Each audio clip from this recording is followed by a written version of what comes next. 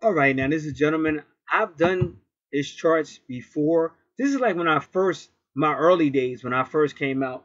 And though it probably wasn't that long ago, maybe a couple of years, maybe it seems so long ago, to be honest with you.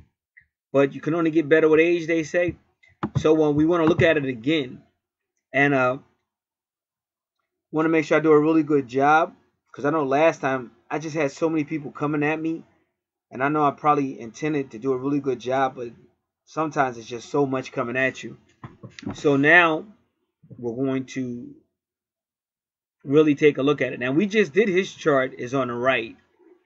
Now this is the female, and as soon as we start off, it's the ascendant at 22 degrees Leo. Now 22 is always that twin flame number 1111. We will look at that degree, but see, you can already tell they're connected because I want to get first, second, third, fourth, fifth, sixth, seventh. So in his seventh house, you see Leo right there. And what I was saying, he agreed with me on it. He said what I said about his health is true. And he also said that he had got somebody else told him that the same thing, that the female probably is not going to want to be as committed as he wants to be. Because I had said that too. But I asked him for her chart, which he said, yeah, well, you did it before, which I probably did as I started to do it. I kind of remembered. But I like to just get it new. I like it to be fresh because that was a time ago. And now so we're going to really look at these things. But I remember what I said about her before, but that's why I want to look at her chart. So that's what we're doing on the left, but we're still going to be comparing them for the whole twin flames. Now, if you notice where her true north node is, that horseshoe, in her sixth house, and then that's Capricorn. See, this is how we know these people had a past life together, because you notice how his ascendant is Capricorn, and now her true north node is Capricorn with that cross is the vertex, and that indicates your soulmate or your twin soul. Your twin soul is the exact soul in a different body. That's a twin soul or a twin flame. And a soulmate could just be a soul family that you're connected to too. But I'm pretty sure these two are twins just looking at it.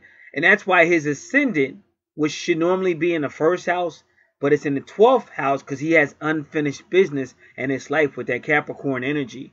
And that's how they kind of do you, because your 12th house is supposed to be about endings. Your ascendant is supposed to be about new beginnings. But if you got some karma, see Saturn and Capricorn are karma. So this is what we have to explain, and that's what I try to help people to see.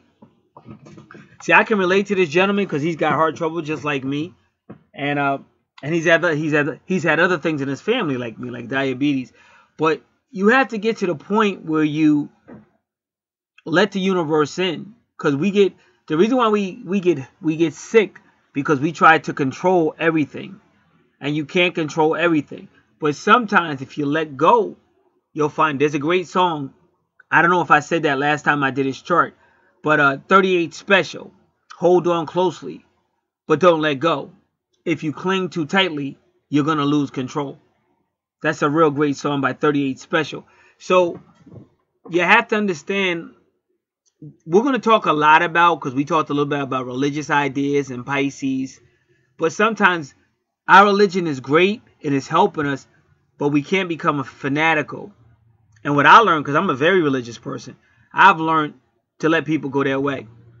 Now, you got to learn how to love God, praise God, but you can't control everything, and you can't expect everybody to feel the same way about God as you do, because these things are going to affect how you view family, how you view relationships. And I can't tell people who to do or what to do, but I can tell you one thing I've learned. Like, women are more like the air. Women are more like the wind. And even in the Bible, they consider the divine feminine to the wind. So they like to go. But men are more like, they try to be more reserved. Like men are like dogs, women are like cats. And in John chapter 3, that's what you see. Nicodemus came in the nighttime, so he came with the dark feminine energy. And then Jesus started talking about the wind, which is also feminine energy. And then Nicodemus said, does a man have to go back in his mother's womb? Again, that's feminine. But Nicodemus represented the law, or this is the way it's supposed to be. And Jesus represented the spirit or the wind. And so you get that with men. So the faster a man can realize that, the less you'll have a heart. Because it's going to be what it's going to be. And you have to realize that. And this, I believe this gentleman is a business owner too. So you have things, you have family, you have business, you have things you can also focus on to get joy from. It's a mistake to think one person is going to make you totally happy, because they got their own problems. They got their own goals. So you just got to learn a little bit here and a little bit there. And it's not going to be easy. I don't think it's meant to be easy.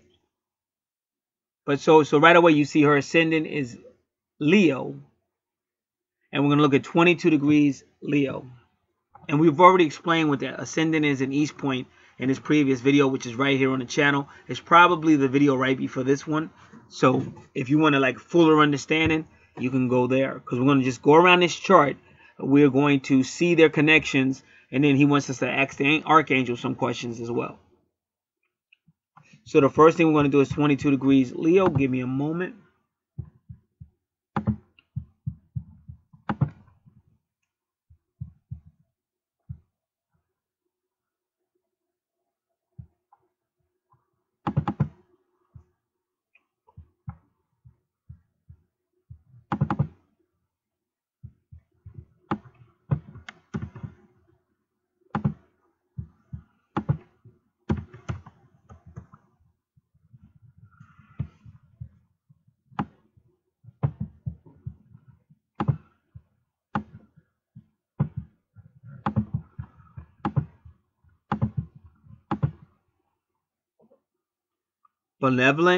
Benevolent, discreet, and fair character, endowed with powerful intellectual capacities.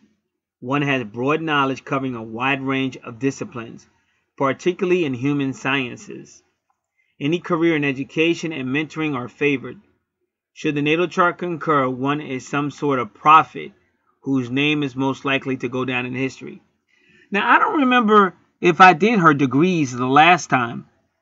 I really don't remember, but I remember because I know she's like really out. She's special, and that's what they're saying here. But I don't remember doing her degrees, but just from her natal chart, I remember. I just knew she was special. That's why I say, see, it's easy to say, well, is she going to be with me?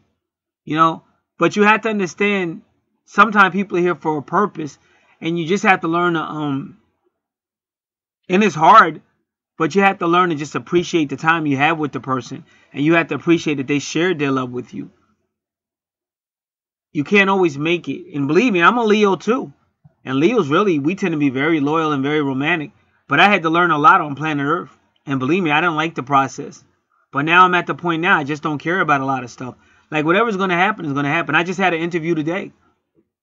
And the guys really, it was like a very nice interview. I didn't know what to expect because I've been smacked around so much on this planet that I just don't know what to expect. I just go now because all I can do is be me.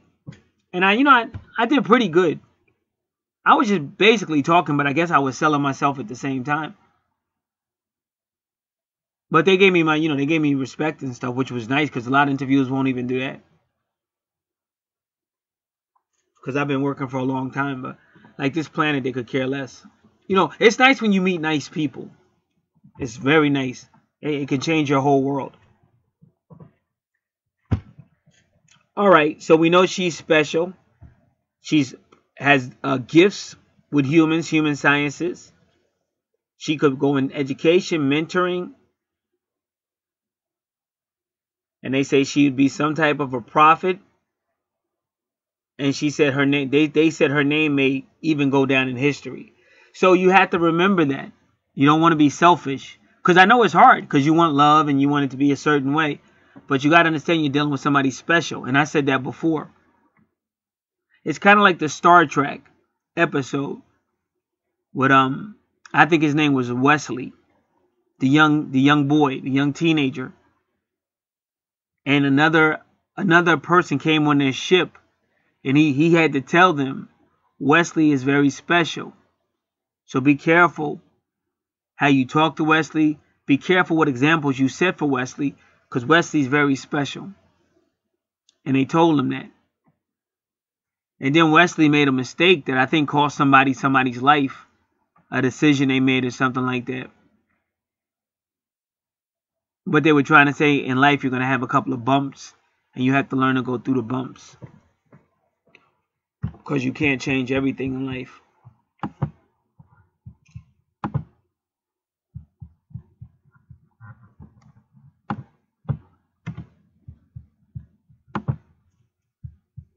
All right, give me a moment. Now we're going to do 10 degrees Leo.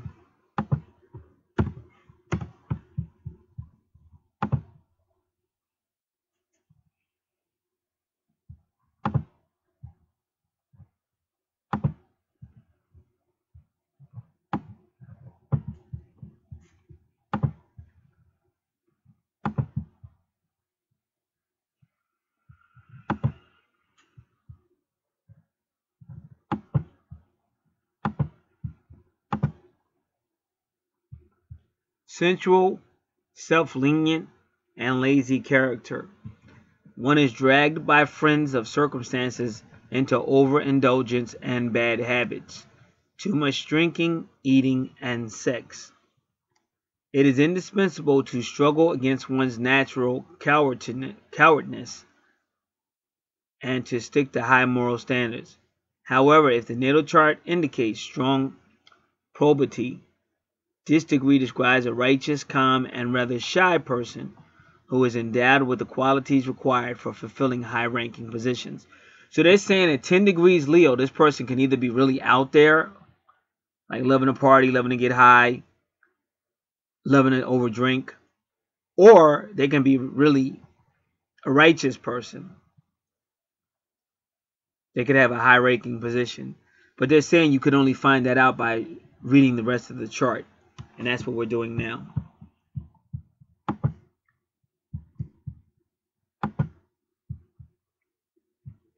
So now I want to go right to his chart with the Leo energy. And remember we talked about that sun? Remember when we were in? Because see, the way his chart is, see, his first house is Aquarius, but because the ascendant is in Capricorn, either one of those could be his first house. So you got to really understand how they, when I say they, I'm talking about the people that really put this together. You can say creator, you can say creators, however you relate. But it's still, this was all put together to happen for a reason. And that's another reason why we don't have to get so upset, because everything that's happening is going to happen for a reason, and we can't really change it. And in fact, sometimes we damage things when we try to change it. But when I got to his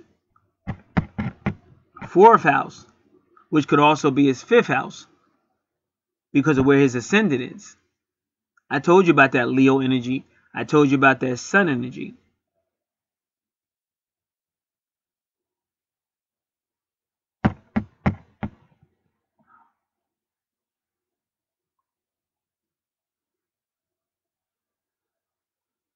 And see, Taurus and the 5th house can be very sensual too.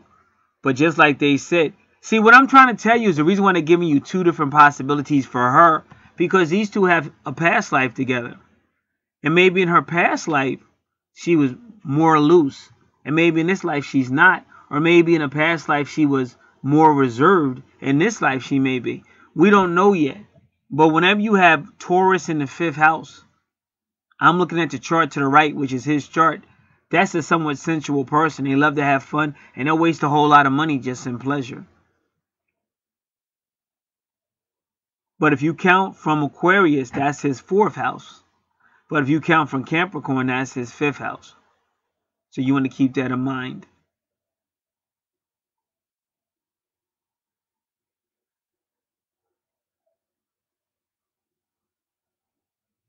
Now, 1, 2, 3, 4, 5, 6, 7. So his 7th house can also be his 8th house. But either way, you're dealing with that little Leo energy, and the vertex is telling you that's probably his twin soul or his soulmate. And that's her. And we talked about the whole emotional thing and the Leo heart thing. And see, that Uranus is, like I said, it pops out of nowhere. The relationship may come or go. And I said that. Person might come out of nowhere and just contact you. I want to see you. And you want to say, well, wow, we haven't talked for months. Why do you want to see me now? That's what you want to say, but then you don't. That's what you're thinking. That's the internal. That's your emotions. That's the moon. But you don't want to say it with your mouth because you don't want to ruin it. If you really care about this person, you want to see him. Even though inside of you say, but you hurt me so much, this isn't a good idea. But it comes out of nowhere.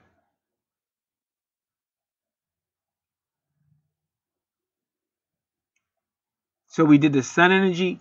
We did the Leo energy. And then I also told you Gemini in his 5th house. I told you this is a person who can be a little immature.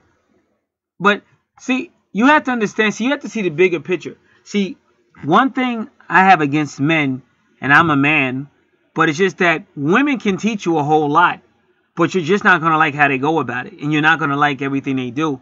But when you see a woman that's still in her 80s or 85 or whatever, and she's still jumping off planes and jumping off trains and on boats and all over the world, you got to give her some credit. Now, somebody might say, well, listen, that's all she ever did was run, run, run. She never took care of her house. She never did nothing. When I was a kid, she gave us hamburger helpers and ran out the door. Like you could say everything to try to make the person, look a certain way to other people. But the bottom line is you also can say, wow, all the accomplishments they did. A high rating, say in government. Anybody knows about the G's, whatever that is. But it might be a G, whatever high rating is. Because it's a G followed by numbers usually. Or just stuff they've done for other people, for their church. Whatever they've done could be great. And that's why I said sometimes you have to check yourself because you might be being really small-minded. Because you're only looking at their faults, which everybody has faults. And some of the stuff that you may perceive as a fault may not even be a fault. Well, you were a teenager, you could cook. It's little kids that know how to cook. So just because you think, oh, it's not the 1950s, maybe in the 1950s, that's how it was, but it became more progressive from the 70s to now. And now everybody's got microwaves or whatever. It's just a different world. So why am I saying that? So you don't look at things that pull you away from a person.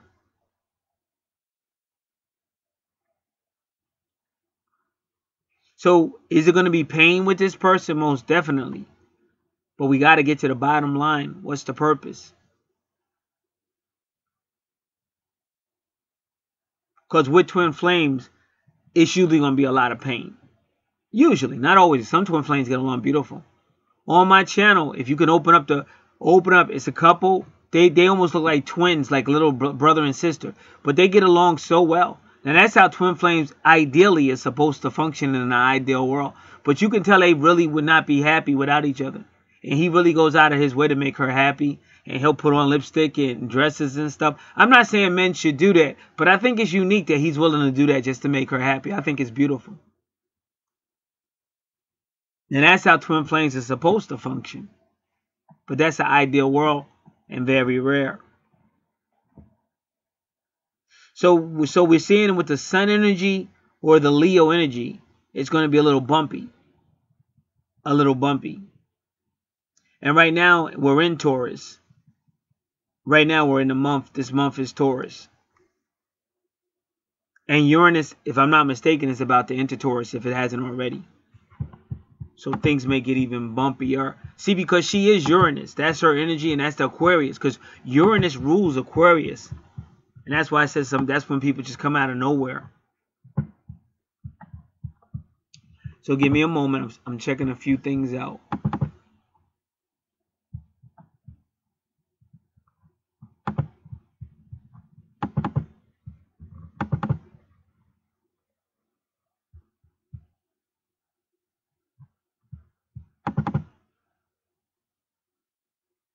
Yep, so Uranus is really in Aquarius, it's in Taurus right now, just about.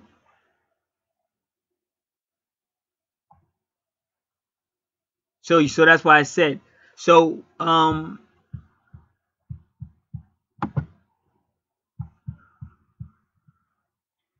looking at both these charts. Because see, Uranus is really like her calling card. And we'll look at it again. But Uranus is her calling card. So I hope you make sure you're listening. Uranus is her calling card. Uranus tends to come and go. Uranus will just boom out of nowhere. And right now, Uranus has just entered Taurus. Well, let me just tell you. Here in the East Coast, United States of America, at 4:30 p.m. today, May 11, Friday, 2018, Uranus was at 29 degrees, which means the next degree will be 0. And 0 degree is where it enters your sign of Taurus in the 8th house. Now, the 8th house is soulmate house. And this is what happened with twin souls. And that's where she, and I told you, like I said, she's Uranus energy, and he's Taurus. So that's why I said the universe is showing that they're destined to meet, because he says she wants to meet. So that's in the universe. That's destined to happen unless somebody changes their mind or blocks it. All right, so that's as far as we can go with the Leo energy. But just like I said, she's about it, but maybe not with sincerity. What I mean by that? With commitment. I'll take that back. She may be sincere about her feelings, but not ready to commit for whatever reasons. So that's her first house. Second house is Virgo and finances and possessions. But again, we know Virgo can be quite, well, very focused, can find the smallest details. This could be health and service, but it could also be home, small children, small animals, daily activities.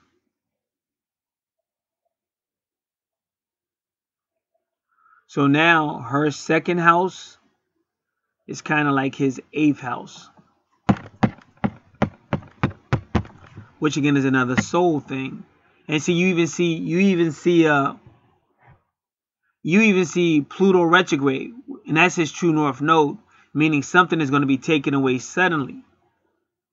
So now I don't know, because he had a recent death. Now I don't know if that was Virgo or not, because Virgo energy, something in the 8th house of Virgo energy or Scorpio energy will be taken away suddenly. But it's taken away to help you move on. So that's kind of interesting how Virgo is. But you have to remember, 8th house is shared resources. And that's her sign in her second house. The 8th house can be shared resources or other people's money. And the second house is her money. So somehow you see Virgo in his 8th house of shared resources or other people's money. And only he would know that. Now, and this is the scary part. When you get to her third house, because I tell you, Gemini, that's ruled by Gemini. Gemini is not good for a long-term relationship. If you see Libra and Gemini, that's probably going to be a short relationship, making up, breaking up, or it might even become a legal issue, because Libra represents law, and Libra can also represent open enemies. Just like if you see Gemini in the 10th house, that's somebody that probably doesn't keep jobs, or they might have a part-time job, or they may work here to there, but they're not the type of person who's going to have a long-time job or employment history.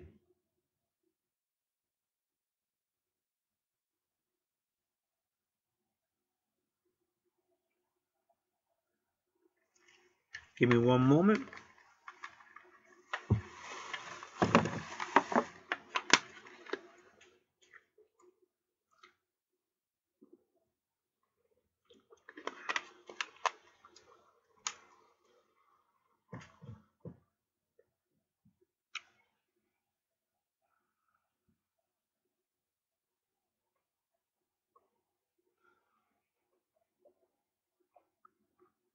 All right.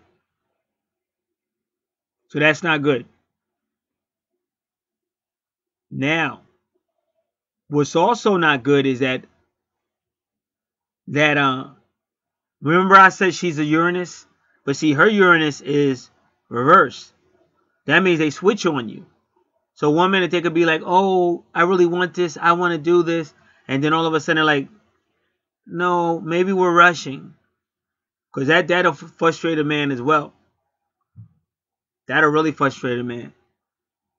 Because if a man says, okay, we're going to do this. And see, Libra is fantasy world. Like a lot of Libras, they see the world from like a fantasy world. And when they see reality, they withdraw. But she's already going to have Uranus retrograde, making her change.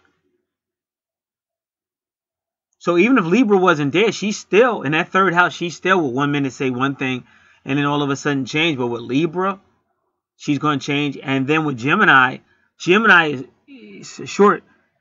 Like my twin, even she said that about me. Which I am. My third house is a lot of stuff in my third house. Like they don't, like a Gemini won't go deep. So in other words, like some people, but men do it too. You just saw John Cena do it. But some people, they like the idea. Oh yeah, we'll go out, we'll eat. I don't want to be alone. Oh, we can make love. Oh.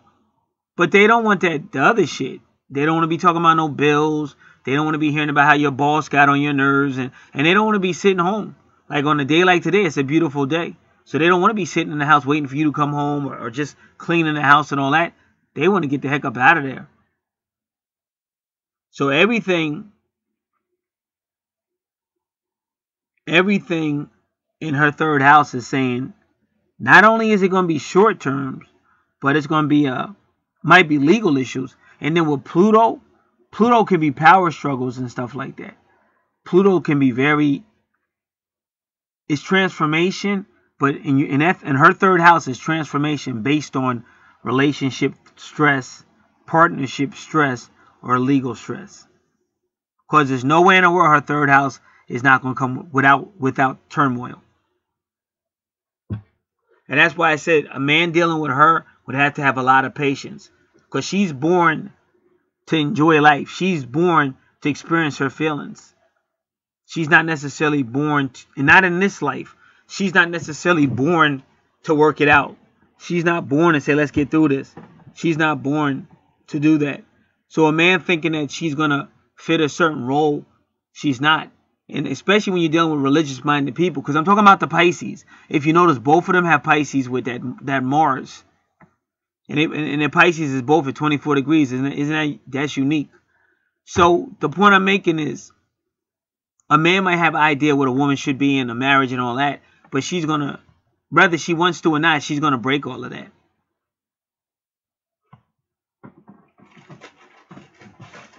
So any man trying to be in her life, he's got to realize that. And I mean, because some people say, well, if a man just put his foot down, she will respect it. And what I'm saying is sometimes that might be the case, but in her case, you can kind of tell she's anti anything that's going to restrict her.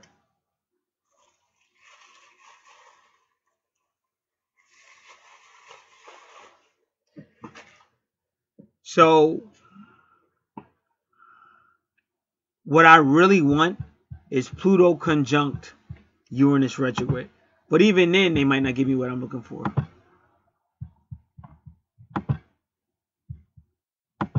But what I will do is look at one other area dealing with the Uranus retrograde. Give me a moment.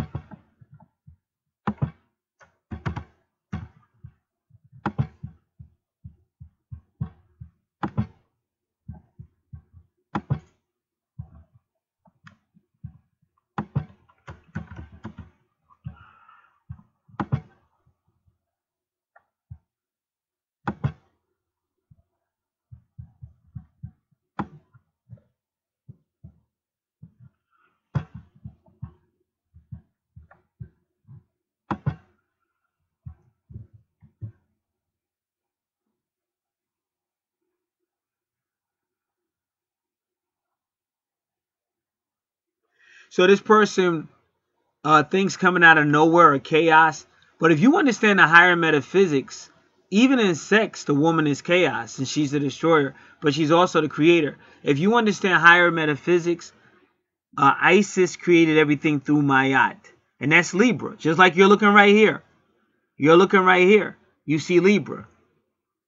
Isis created everything through Mayat. But Mayat created everything through chaos. Even when you hear about the phoenix destroys with fire, but then recreates. And that's Pluto. Death and rebirth. So this person is going to constantly be changing, transforming. But through sex, and that is the 8th house is ruled by Pluto. Through sex, she dies and is reborn again. See, a lot of stuff we do, that's why I said having a spiritual belief is good, but you have to understand it's just a pointer. And that's any spiritual religion on planet Earth is pointing you. But when you get higher and higher above third dimensional planet Earth, you understand it's greater stuff. And you have to know that, because you can be sitting next to people that are so great, but you try to make them be what you want them to be. And they're never going to be able to do that. And you'll think that you're so right, but you didn't learn how to open your mind. And that's the greatness of a female, because she knows how to open her mind. And if you read John chapter 3, that's what that was about. That's why they kept talking about the wind, the divine womb, the woman going back on a woman's. And he came in the nighttime, which is the divine darkness, because everything came out of the divine darkness, which is the divine womb. And that's what you have going on in her 3rd house. But she may actually see chaos in the world around her. You know, like she may come around and all of a sudden it's a freaking world war, like or something gets bombed. You're like, what the heck? Everything was fine and this person came around and everything went. But that's why. See, this is higher metaphysics, and that's why you need your natal charts, because you find this information out. So this person is going to be going through all kind of different things, death and rebirth, mysteries, because that's Pluto, transformations, possibly power struggles. This person is going to be going through a lot.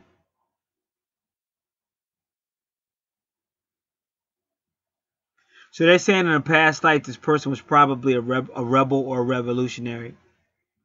In this life, they have to learn compromise, and they have to learn to let people, agree to disagree. But you see, Libra also deals with social issues and fairness. So in a past life, they probably fought for anything they thought was unfair. So even in this life, they probably will fight for anything they think is unfair. And remember, her 3rd house is her communication house. This is what it's your mental house. So she's thinking about it, she's talking about it, and she would probably take action in that regard as well. But she has to learn balance. And that's why Libra is there, because with Uranus retrograde, she doesn't have balance. She's either extremely hot or extremely cold. She sees things as black or white. She doesn't understand a middle ground. So in this life, she needs to learn a middle ground. Again, when you have your natal chart and you're working with your person, your twin, or whoever that person is, if you guys rely on your natal chart, it'll help both of y'all know what your purpose is and what you both need to be working on. This is why I said, well, everybody is just too immature. It's too immature. Everything's not going to be a love story. I mean, it's wonderful, but you got to find out why you're here. This is the whole purpose of this channel. This is the whole purpose of why you have a natal chart. You want to know why you're here, because the faster you pull your lives in harmony with your natal chart, the more your love is going to grow, and you're going to be better off with some stability. Otherwise, you're going to be bickering and arguing and feeling hurt and feeling somebody slighted you and all this and all that. But that's because you don't understand the natal chart. Just like with twin flames, your twin might be indigo or sensitive. They may not talk to you, because I know my twin didn't talk to me. But then you sit there and watch them talk to somebody else all day long. And that hurts. Like, while I'm going out of my way to talk to you, and you just keep blowing me off. But then you talk to this person all day long. Like, it hurts, but that's how twin flames works. That's how indigo is. Because the indigo or crystal child, you have to approach them a certain way before they're going to open up to you. Now, once they open up to you, it'd be like a totally different person. But before they feel that way, they'll close up on you and actually treat you somewhat bad.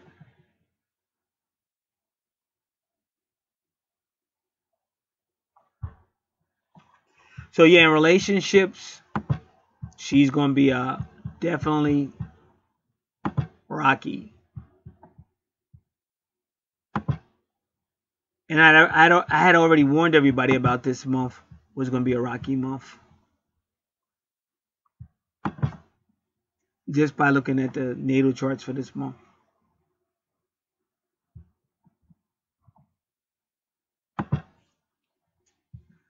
All right.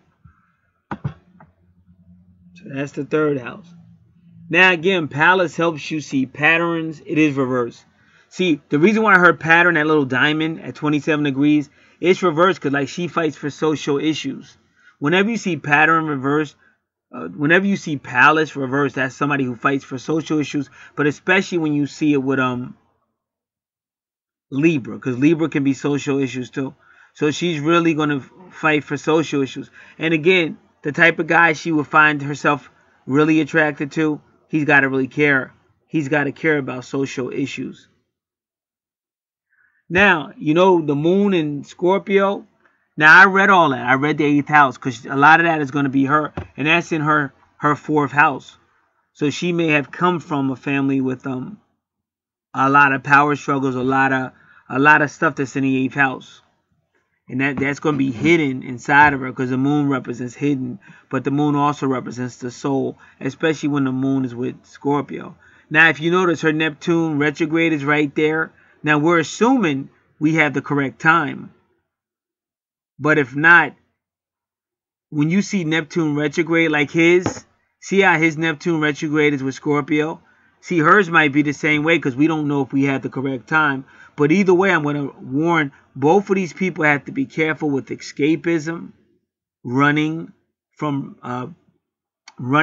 stress, running from things that stress them out, or drinking too much. And that's what they said about her 1st house.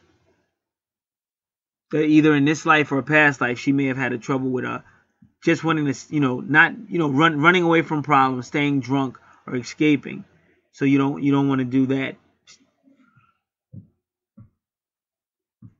So again, if you don't know about Scorpio and what's in the 8th house, go back to the video that's right before this one. I just read it. And for him, it's right on the natal chart. Because since this is another chart, I'm sending him another free natal chart as well.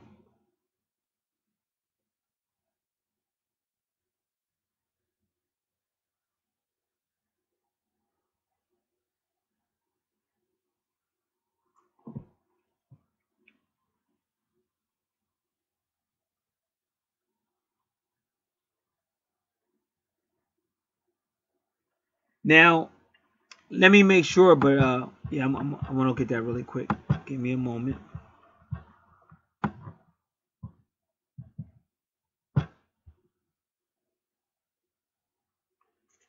So Neptune retrograde will help her with intuition.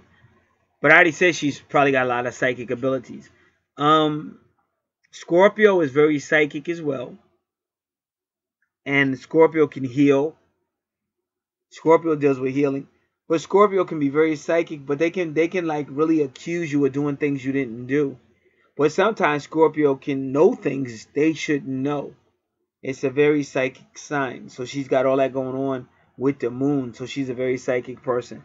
And this is all in her 4th house of family, which would include him. Like, you have to understand, you could say, well, that's just a female friend of mine. But in cases like that, you're still family. Oh, that's just my girlfriend. Well, she's still family. If your twin soul is still your family. You got to remember how the universe works. Anybody you have a soul connection with is still family. There may be something about that person in your 4th house. Or it might be something about you in their 4th house. It's still family. So when you see Neptune retrograde, that means a person has increased intuition or esoteric matters. So her 5th house is going to deal a lot with the universe. Because Leo, believe it or not, Leo is also... A lot of people might not tell you that, but the 5th house in Leo is also very psychic. And even the number 5 in numerology, and Leo rules the 5th house, that's all about Uranus energy or travel energy. And the 5th house is about travel energy. And so that the Leo is very psychic and can tap in, especially when you see it with Sagittarius, because the Sagittarius can tap into the entire universe. And she can do that. Like, she can, like, every now and then you see an artist that comes out and they're in tune with the people. And now listen to what I'm telling you. It's not like they hung out with the people and said, hey, I'm going to hang out with the people so I know what to write about. I'm going to win the people over by hanging out. No, it's people that come out that just are in tune with the people. Like way back in the good old days, there was an artist named Peter Brown. You can listen to him on YouTube. Do You Want to Get Funky With Me was one. And another song, Dance With Me. All right, now this dude comes out of nowhere. This is way before YouTube. This is the late 1970s. Way before YouTube. There ain't no MTV. Ain't nothing where this dude can promote himself. But he wrote 2 songs that was so phenomenal that it resonated with anybody that was out there dancing. And what was sweet about both those songs, neither one of those songs were what you would call a disco song. Because that's when disco was hot, around the 70s or whatever. In fact, this might have been right before disco blew up. But his name was Peter Brown. A guy wrote 2 songs in his room. He had some type of low-level room studio in his bedroom. And he writes 2 songs.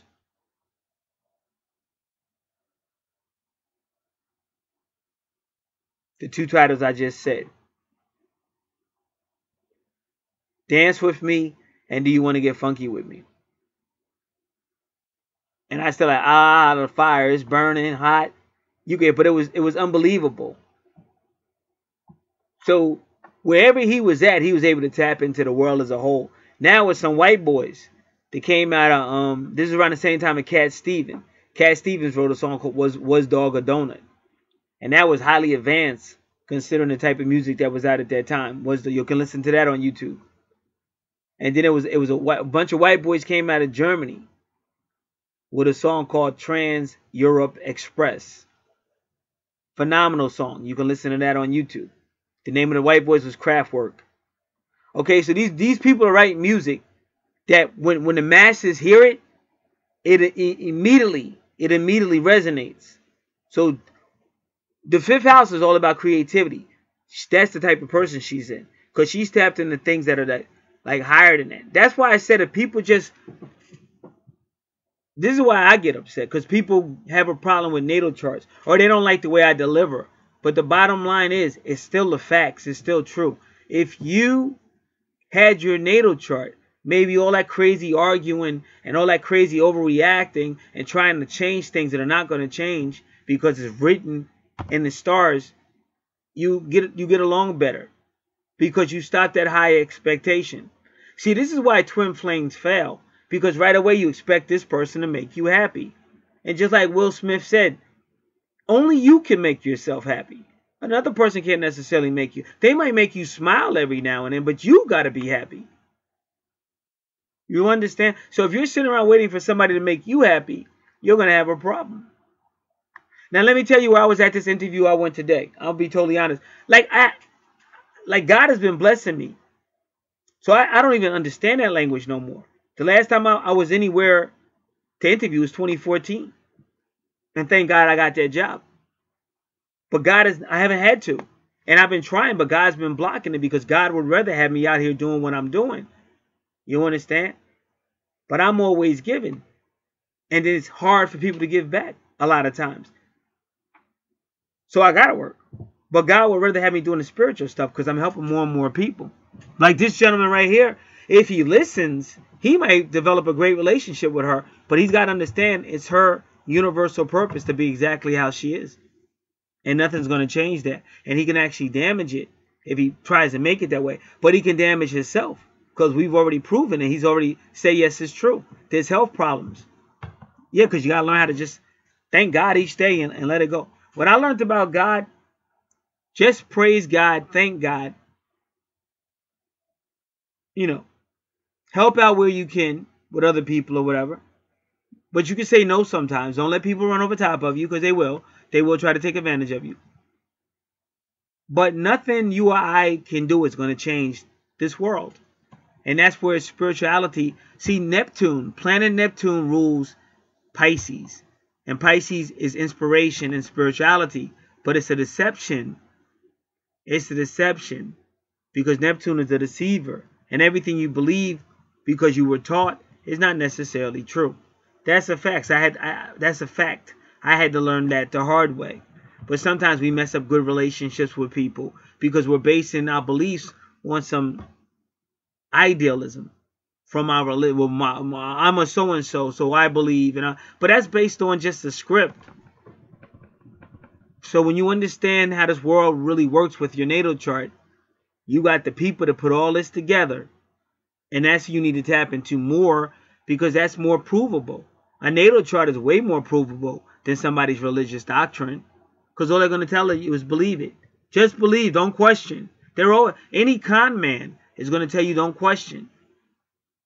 Now your natal chart is open for the world to see. That's your real Bible, is your natal chart, because it's all about you, who you're going to meet, how long it's going to take before you get through it, what challenges you're going to have. So a lot of people are on a baby stage. Oh, well, where's my twin? Why isn't my twin talking to me? Oh, I miss my twin. Is my twin thinking about me? Blah, blah. But that's on a low-level baby stage. It's just better to know what is my purpose. You can only get that from a natal chart. Can't no psychic tell you all that stuff I'm talking about. You got to have a natal chart, because your natal chart tells you it all. And then you become, like I said.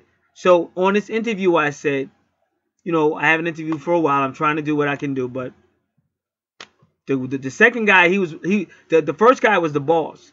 And he was nicer, and he didn't really go in for you. But the second guy, when I say go in for you, both of those were very nice guys. That's one of my better interviews in my whole career. I've been interviewing since the early 1980s. That's one of my better interviews. I thank God for that interview. Whether I get hired or not, I could care less, just to have some nice people, and just people to, you know, respect you as a human being and not talk to you like you're a piece of trash or they're doing you a favor. So these were very nice people. But the second guy, he shot from the hips and let me know what they're looking for and what he sees, strong points, weak points, and stuff like that. And he asked me, like, how much? So I thought I said something that was reasonable, because a lot of times they don't ask you about how much. But he took it into consideration. He told me, he realistically told me, and something just told me don't change it. Because I got to say, oh, no, you know, I'm willing. But some said don't. Let's see what they say. And it wasn't a money thing, but at the same time, you're not going to be underpaid. And wherever I go, which he already saw that, because he knew my resume and stuff, and I got references, but he already knew that I'm really good at what I do. So the second guy even said to me, he said, yeah, I can tell you're about that. He said, we'll see how close we can get.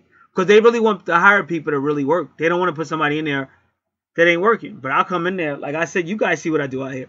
I'll run a motherfucker by myself. Like, I'm not going to sit here and worry about somebody, what you guys are doing and all that. I'm not that type of person. I refuse. I love life. I love God. I love love. I'm up every day early working, and I'll work until I fall out.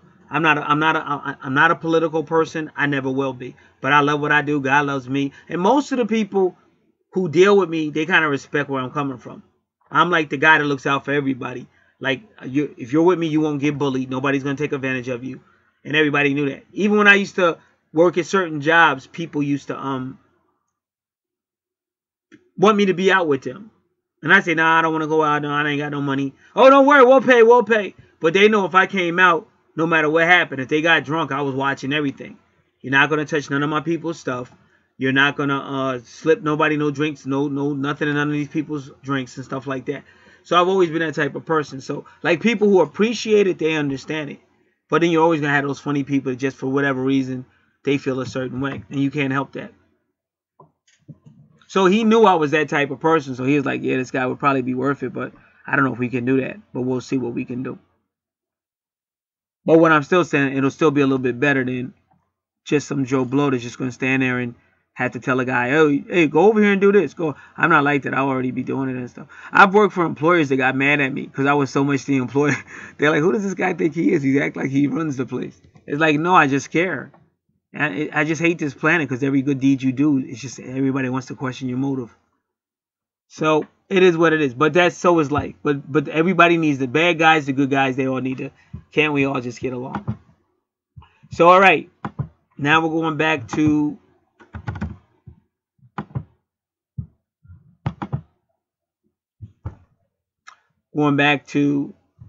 did we want to do Neptune? Yeah, so Neptune retrograde is going to help her with her intuition. Her 5th house is going to be a very psychic house, dreams and psychic abilities. But you have to watch out because Neptune rules bacteria and it can affect the immune system. So a Neptune retrograde can mean allergies, especially for children. And remember, the 5th house is the house of children as well. And a person may have an oversensitive immune system. So the bad thing about Neptune in reality is they're going to escape reality. So the worst mistake this gentleman can make, you don't want to project mean energy. Now let me explain what mean energy is. Gotta remember, from a woman. See, this is where she just wants to go. And that's not necessarily a bad thing. But what I'm trying to tell you, when she says words like love and stuff like that, she means it. But she means it from a feely type level. But the commitment, it's not really on her chart yet. And I keep saying that. It's not on her chart yet to really be committed. So commitment could scare her. Or if you allow, like if you get stressed out because you don't like the way the relationship is or going, and she can sense your stress, which she's highly psychic, she'll be able to sense your stress, then that's going to make her push even further. Because what I'm trying to tell you, she's just not ready for what you would call reality or commitment. She wants to have fun, she wants to have love, but then she wants to go on her own way. And I saw that on your chart. Like, because I remember what I said before, but I just don't want to, you know, it's 2018. It's May 2018. So I don't want to talk about whatever I talked about when I did your chart. I don't know. To me, it seemed like at least 2 years ago, but it probably wasn't. It probably wasn't. But to me, even 2 years ago was almost like 20 years ago to me. So that's why I said what you have to do, you have to weigh everything. It's not that she's a bad person, but she's not going to be emotionally, spiritually ready for any real stuff. Like, you know how somebody starts planning your life? She might not be ready for that. She wants it to happen, but on a day-to-day basis. So, you might meet a female and you'll say, hey, it's May 11th. I tell you what, on July 10th, let's go here. And she might be with it. She might go, sure, that sounds great. But as long as she can kind of change her mind, she's cool with it. But just because she said July 11th, yeah, I'm with it, doesn't mean she may or may not stick to it. Now, somebody might say, well, she's a liar. Not necessarily. You have to see what's on her chart. It's going to be, she's created that way. So you have to be used to that. Like I said, love is a lot more than what people think it is. See, with me, I didn't understand all this esoteric, metaphysical stuff a long time ago. But I just knew my personality. I've always been about it. And I love what I do. I love what I am. But nobody else does, for the most part. Some people benefit from it, but most people don't want me to be me. And I'm like, but look how much I know. Look how many gifts I have. Look how many people I've helped being me. So I don't like watering down shit, okay? I like to keep it real. I like what I do. But everybody can't deal with that. And if somebody's paying me to punch in that clock, I got to do what I'm told. I can't go in there and tell that man, hey, listen, we need to do this. Although I am going to tell, it's just my nature, I'm sorry. I am going to tell this company, because when you call them, nobody picks up the phone. How are we running a business and nobody's picking up the freaking phone? So I will be talking to those guys about that. We're going to get that changed. I'm sorry. I'm acting like I own the place. We're going to get that changed if I get hired, which I probably won't, but who knows? I might get lucky. We're going to get that changed. We're going to have to change this phone system that we're more available to them, or they can leave a message and then we're responsible to call them back, because that's no way to treat a customer. And then the second thing, try to get the customer to come in the store anyway. Instead of just calling, it's better they come in the store anyway. So, and then when they come in, if you see somebody walking and they look a little bit like they're lost, try to get over there as fast as you can. At least say hello. I'm right here if you need anything. Because I noticed that because they don't ever pick that phone up. They're very lax up in there. But that's kind of cool.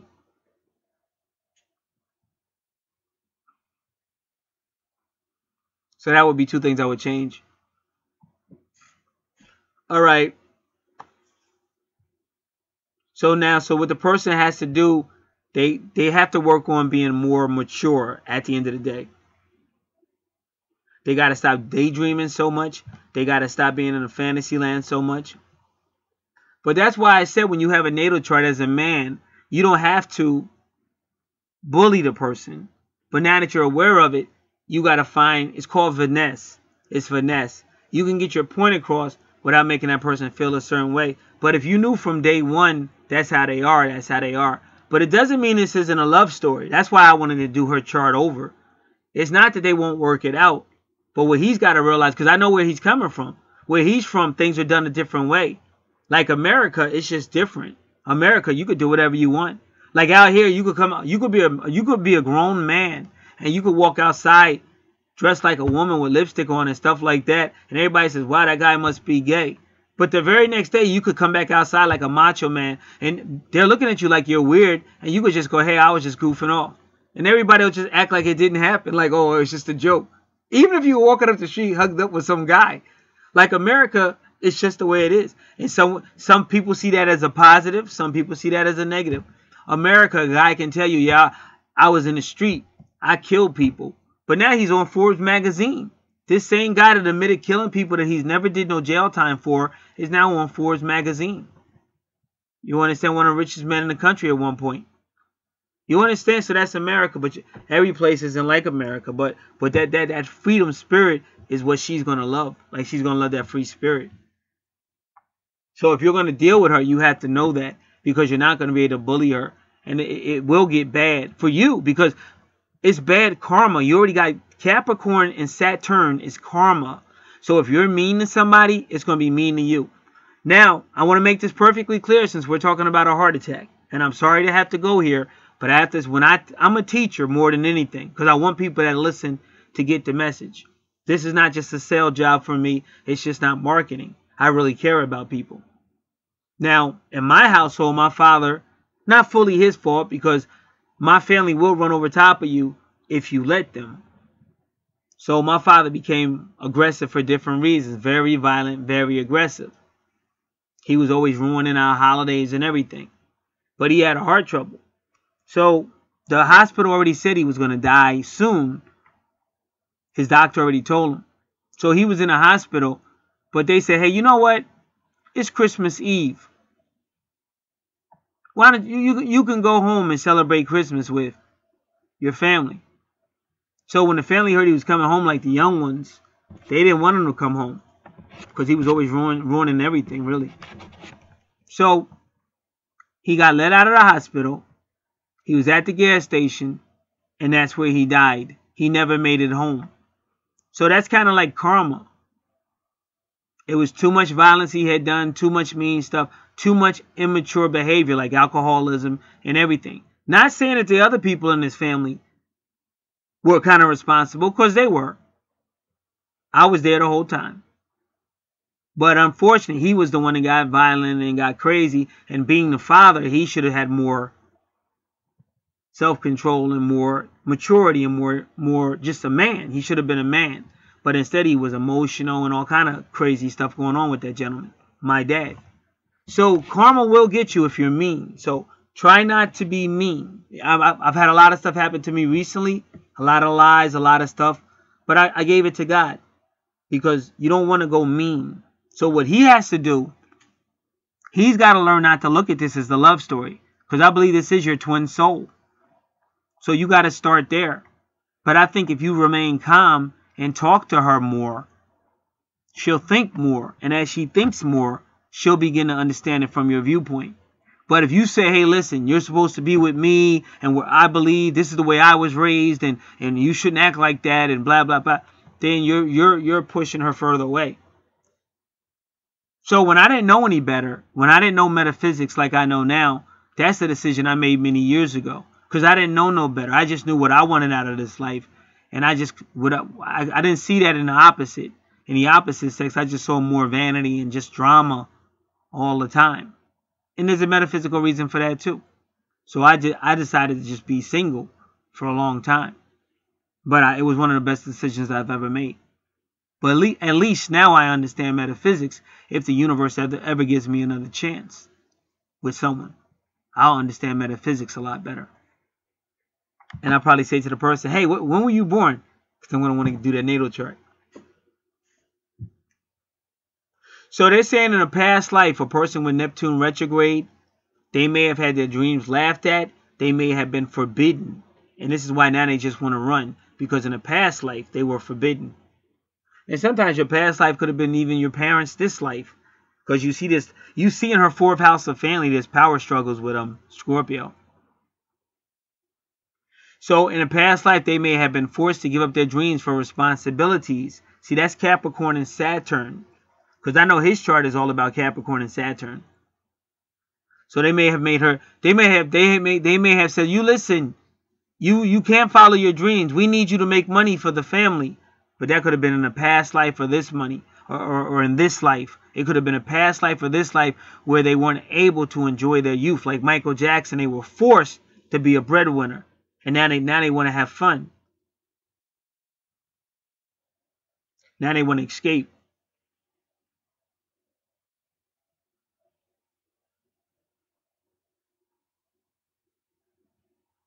So now in this life, they have to be responsible.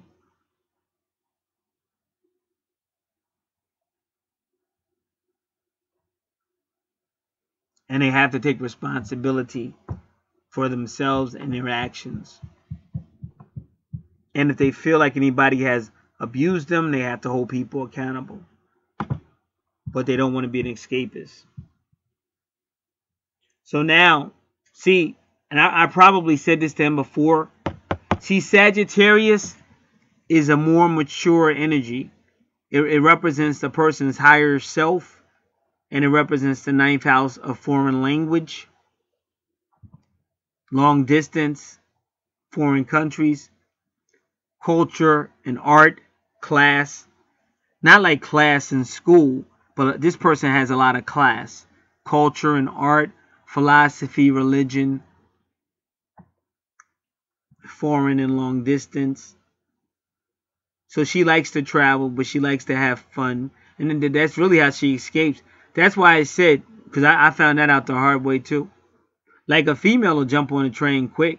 Because I mean, like in the late 1980s, that was nothing for me to be talking to a female that lived out of town. And she'd come quick. Because they love to travel. So a lot of times people do things. You say, oh, they came so far, they're really serious. But no, they just like to travel. She wasn't serious about me. She just liked to travel. So, and just like she jumped on the train to see me, she jumped on the train to see somebody else.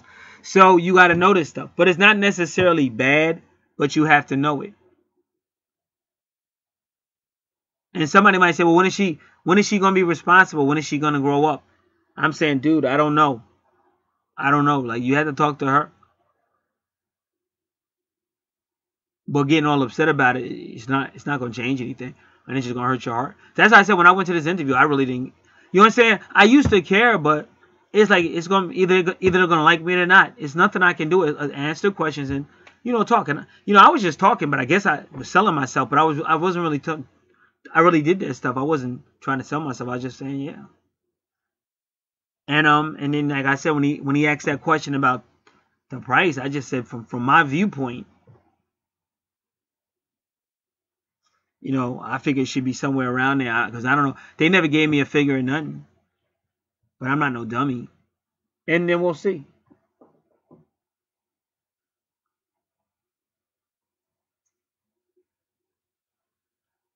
Because I did that one time. This was a computer company, but they stay open. They stay open. They never close. Not in storms and everything. And they expect you to be there. Even if our governor, not this governor, but the governor before him, he would call national emergency. They said, listen, even if the governor calls national emergency, we still expect you to be here. So we don't care how you do it. If you got to leave at 8 o'clock at night to be here on time, then you do it. We don't care, but we need you to be here. If you got to leave at 8 o'clock at night and you can't get here till 4 in the morning, the door's going to be open anyway. And a guy that interviewed me, he actually was sleeping on the couch. But like if you have a home business, it could be like that. But that wasn't a home business. That's a real business. But they ran it like a home business because they never closed. And they were willing to train me and everything.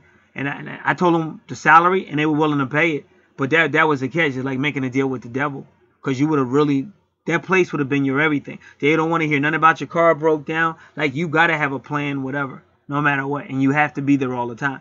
So I couldn't do that. Like I said, my age alone, I got my own health problems. And then I'm also responsible for somebody else. So I can't be anywhere like that all the time. But if I was younger, it would have been kind of fun because I would have learned a whole lot of electronic stuff, and the money was real good. Like for a younger guy with no commitments and no sick people around him, no health problems, it would have been great. All right.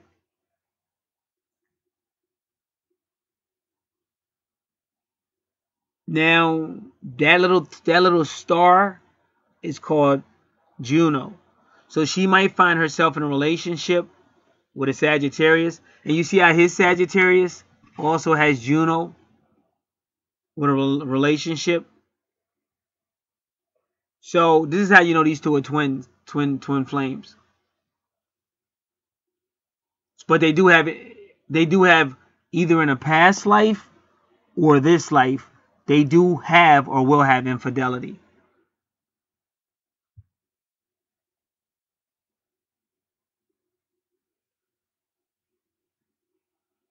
And that's that Uranus. Because see, remember, Uranus is connected to Leo, and this is her fifth house. Her fifth house is ruled by Leo.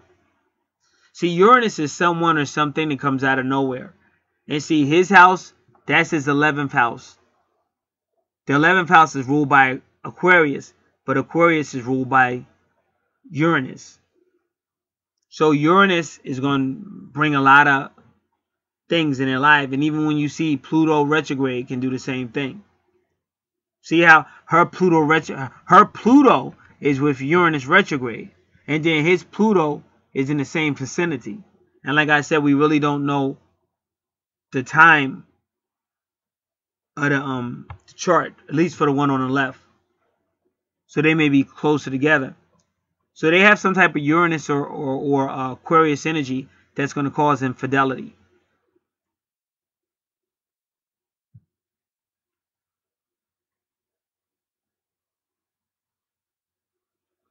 Okay, now we're going to do Lilith in the fifth.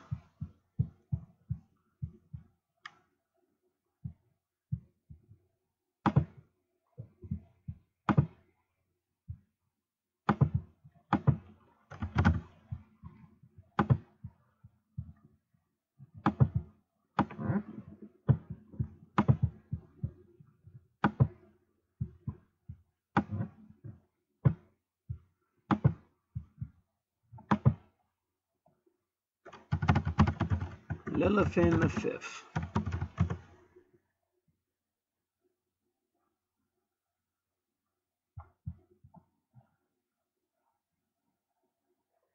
It's funny. I don't know why I did that, because I have it in my paperwork, but for some reason I did it. I went online, but usually when that happens, that's because they wanted me to go online. Like I said, whenever you hear me say they, I'm talking about the real people that run this entire universe. You could say God, whatever you want to say, but so I'm going to read. I want to read this because this is what they want me to read. So give me a moment because I have to put this on a word pad and make it higher.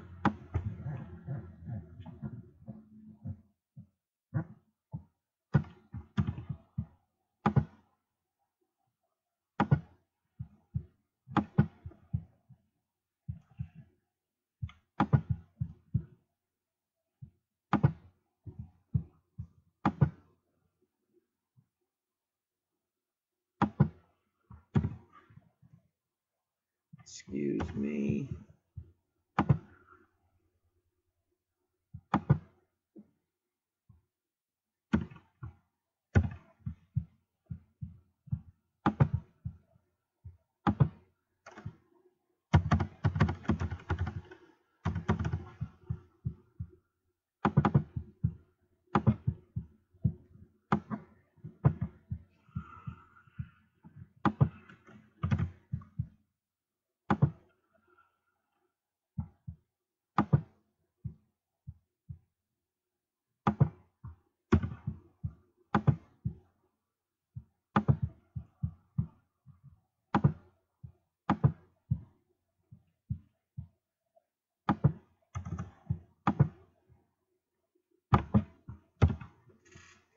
All right, Lilith in the fifth.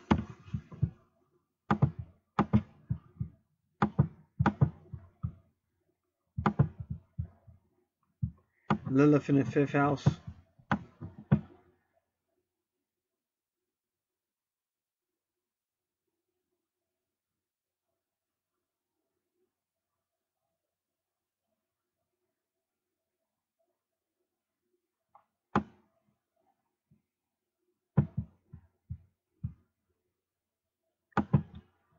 All right, just give me a second. This person's doing all this writing, but we didn't ask for that. All they had to do is explain Lilith in the fifth. So just give me a second.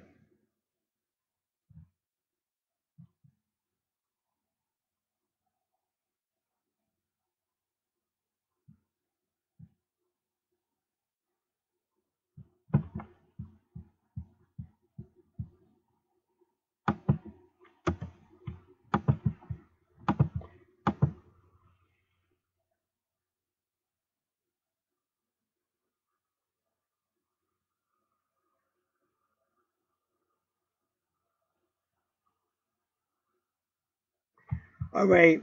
I'm not sure I'm going to use this, but this is where they brought me. So I'm just going to make a note of it. They're saying Lilith in the fifth. What happens is a person may take anything that was a bad memory when they were kids, and they may bring it into the fifth house. So that's kind of interesting, but that's where Juno retrograde is. Like I said, you'll never understand how a person feels. In other words, you may be in a relationship with somebody, but it might be somebody makes them feel a certain way. See, it's that playful energy. So because somebody makes them feel a certain way that caters a need, they do something that's considered unfaithful to their person.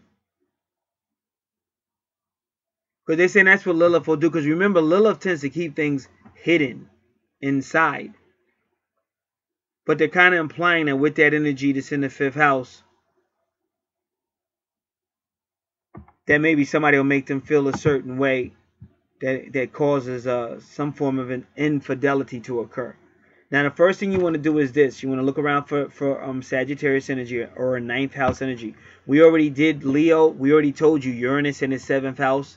So we already know about the Uranus and Aquarius energy. But now we want to look at the Sagittarius.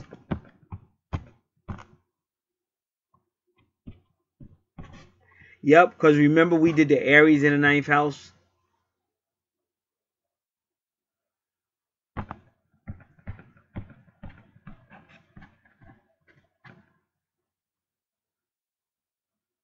The Aries in the ninth house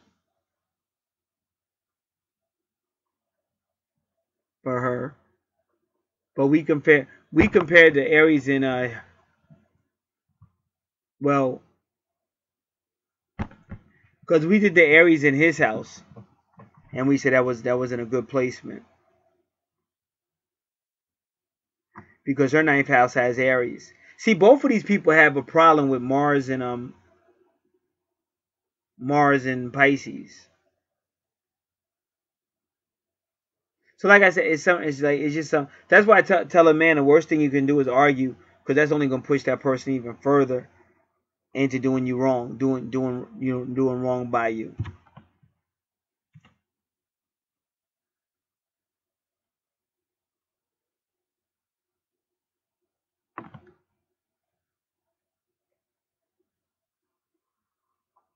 All right. So I know one time I worked this job, and this female was kind of trying to talk to me, but I was young, I was a teenager, but I was loyal to the female I was in a relationship with. But I do remember one time my hand got cut, and the person who I was in a relationship with, she never noticed it, like my finger got cut, but the female at the job did. So that's when I started noticing her more, because she noticed the finger. So sometimes it's just little stuff like that, because that's what you're kind of seeing in this fifth house. It's something with Lilith that somebody else is going to come up to her, or may have already done it, or in a past life. They're going to fulfill a need that he fails to fulfill, and that's going to kind of lead to the infidelity of Juno.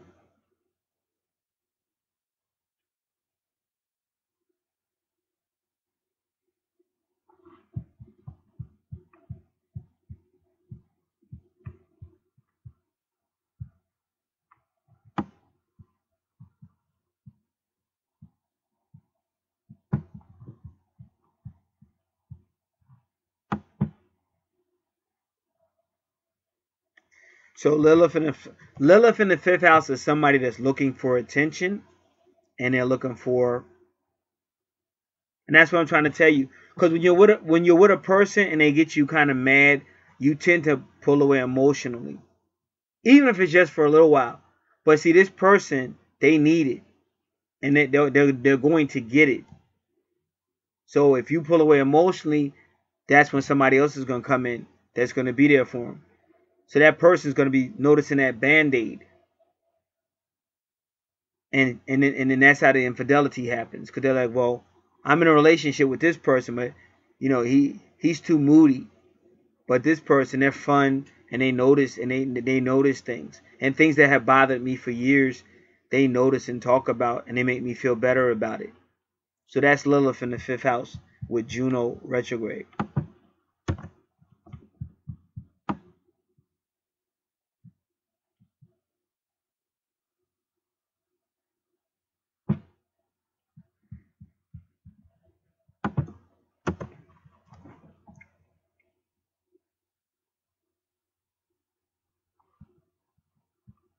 So Lilith in the 5th house has a lot of seductive traits, but we already know that. We've been talking about that. This is going to be the female that wants to be around people. That's why I keep saying Aquarius energy, because that's want to be around a lot of people. Aquarius energy. And now with Lilith in the 5th house, they like a lot of attention.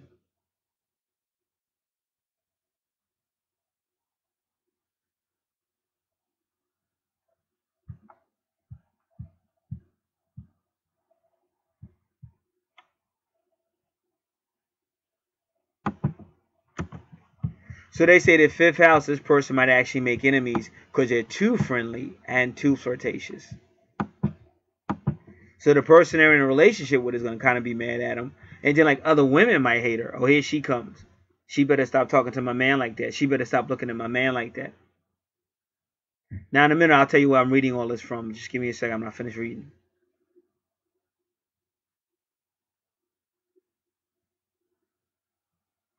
So they say Lilith in the 5th house will definitely create power games and power struggles.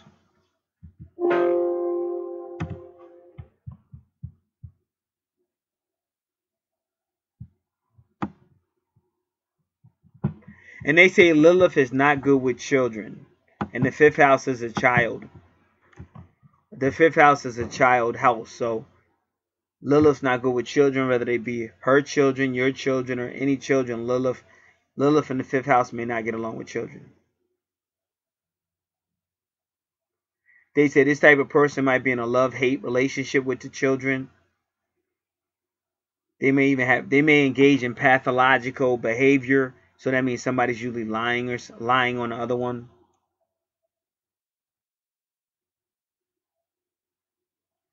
And they say some people with Lilith in the 5th house, they'll get mad at their kids because they say, hey, because of you, I wasn't able to have more fun.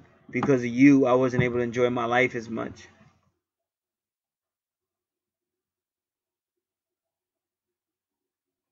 And they say the 5th house is the realm of pleasure and casual sex. So Lilith wants that. Lilith doesn't want children interfering with them having sex and stuff and having fun.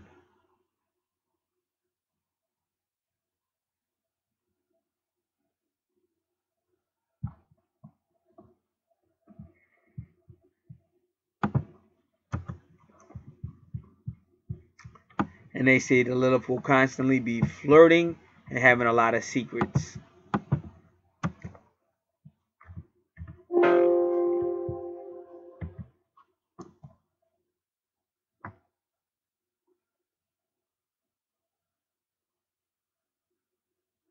They say Lilith in the 5th house will hurt their partner. And you see Juno right there. And that's what Juno is.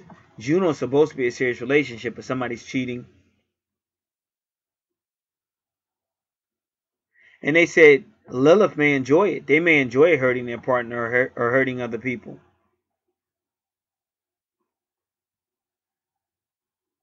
But they're saying probably something happened to this person in their childhood or in their past life. Now you see Scorpio right there in the 4th house. That's the family house. But that's power struggles and extreme emotional energies and stuff.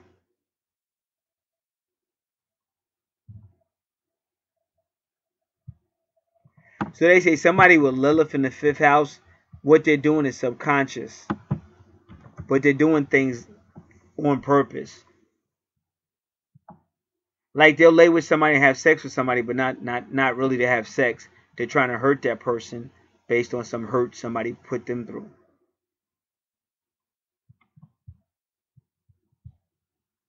So they say if you have Lilith in the 5th house, you will have urges to cheat on your partner. And they say even though Lilith in the 5th house knows that this might hurt their partner or even the children involved, Lilith won't care. Lilith will still do it.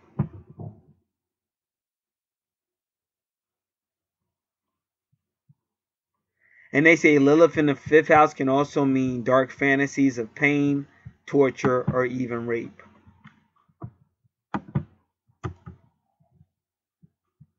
Lilith in the 5th house awakens the beast, the animalistic sexual depths that do not allow the flourishing of emotions. They'll enjoy casual sex. Because like I said, it's written on this person's chart. Like they really don't like that commitment. They really don't like that. I haven't seen it yet. We're not done yet, but I haven't seen. They don't really like commitment. They wanna come and go. And when they say words like "love you," "I want to be with you," that doesn't mean what you think it means. You think it means, "Oh, love me, committed. We're gonna have a committed relationship," but they don't mean it that way. Casual sex can become an uncontrolled obsession.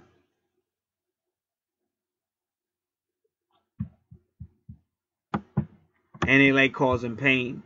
Either literal pain or just emotional pain. But they like causing pain on other people.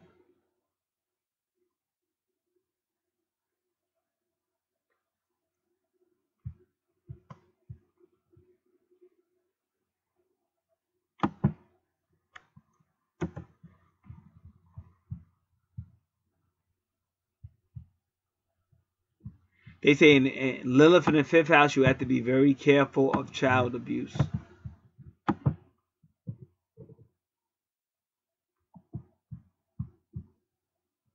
And they say that inside, they may actually battle with it. Like inside, they might really want to abuse the child, but they're just battling with it. They haven't done it yet, but they're battling with it.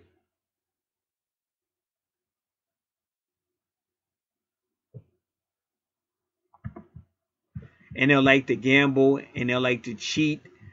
And they like to trick people. So you have to understand, this is all metaphysics. See that moon energy. See, Gabriel is connected to the moon, and so is the high priestess. And the high priestess can be like this. Everything you're reading, the high priestess can be like that. Because my twin scared the hell out of me. But I know my twin was definitely connected to the moon and like Venus. Even her name is connected to Venus. And her biggest day was Friday. And that's Venus's day. All this stuff is metaphysical. It's much higher than us. But see, Gabriel is really Thoth. And Thoth is also Hermes. But Thoth is the trickster.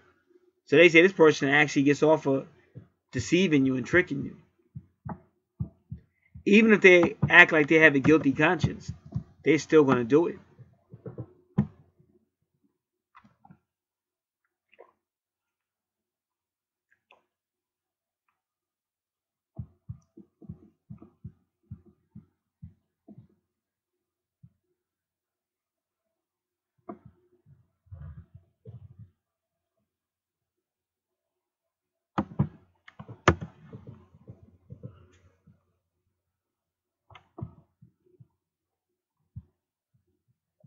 So Lilith in the 5th house, Lilith's got to learn how to dissolve the ego.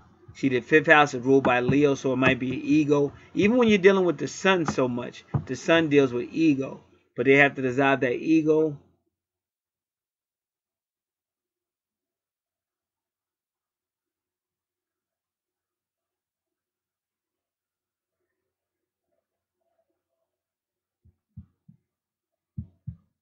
So I just told somebody they need to get into acting. And that's what this is saying. This is saying this person needs to get into acting and all their negative traits.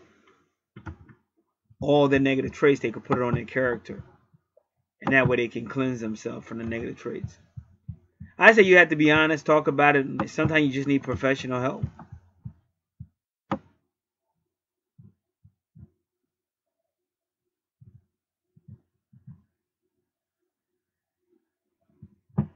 Because remember, your 5th house is one of your most artistic houses. So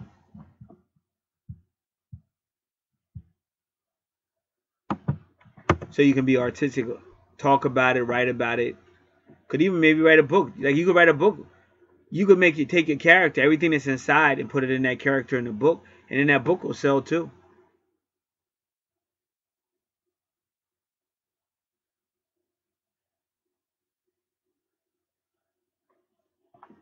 All right, this information came from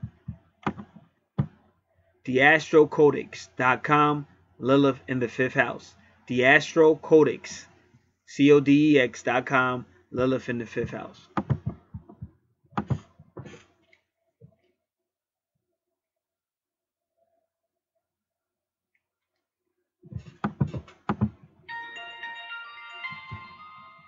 All right, so now we're going to the 6th house, which is all about healing. So that's that Capricorn energy. See, in this lifetime, you got to heal that Capricorn energy. Now, Capricorn energy is the old soul, but it's also about, see, he's got that abuse, which is Saturn retrograde. And if you notice, the Juno retrograde is right there with Sagittarius. You understand? So somehow that Sagittarius energy in a past life, probably because of the retrograde, Sagittarius Aquarius energy, and possibly Leo energy or sun energy. Because see, the sun, I told you all that. When I did his chart, I said he's got issues with sun signs. Sun, Aries, Leo, and Sagittarius. All sun signs, fire signs. But it may have led to abuse. Because Saturn retrograde is abuse. And Vesta doesn't like it. Vesta doesn't like abuse. So I already covered all this. But now they have to deal with that. They have to deal with Capricorn.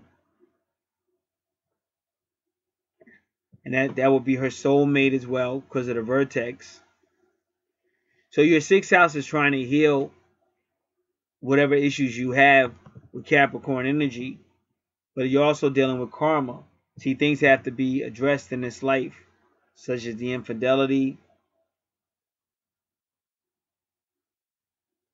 If we're soulmates, we have to work together. That has to be addressed.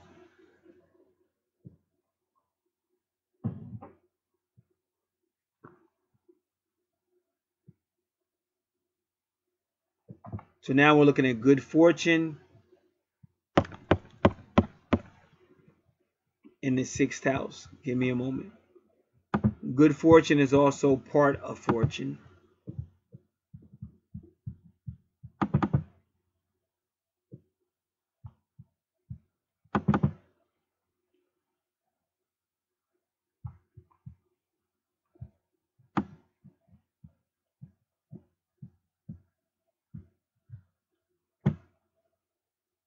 So she was born just prior to a full moon.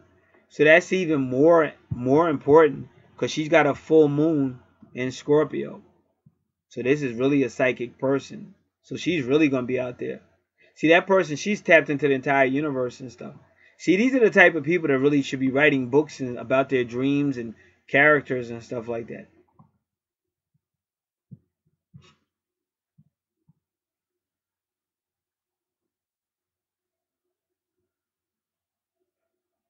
So this person really is interested in self-improvement and self-discipline. So if they want to heal, so that's why I said they really had to help. Because you really don't know what her problem is. Her problem might be him being abusive. Because you see that on my chart too.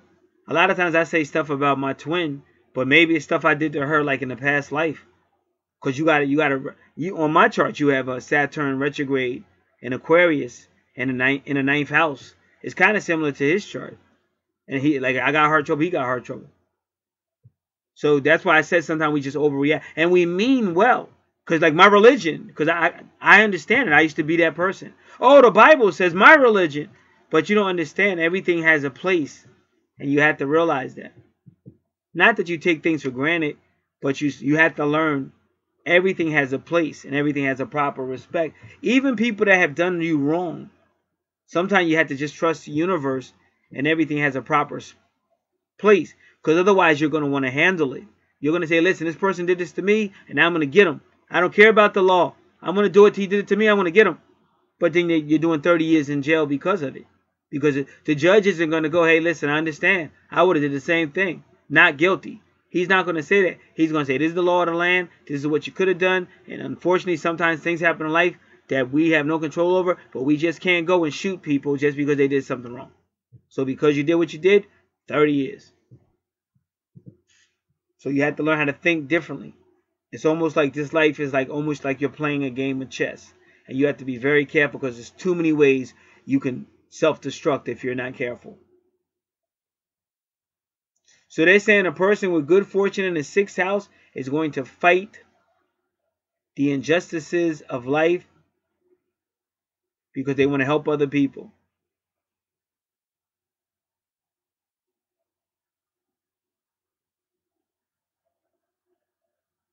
And they'll help people that are confined to hospitals or prisons. They'll fight for animal rights or other social issues. They may be a leader in a group that does this. So this person will have some type of association with doctors, healers, nurses, vegetarians, soldiers, or sailors.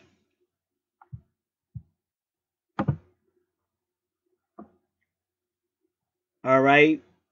So now part of fortune or good fortune in Capricorn.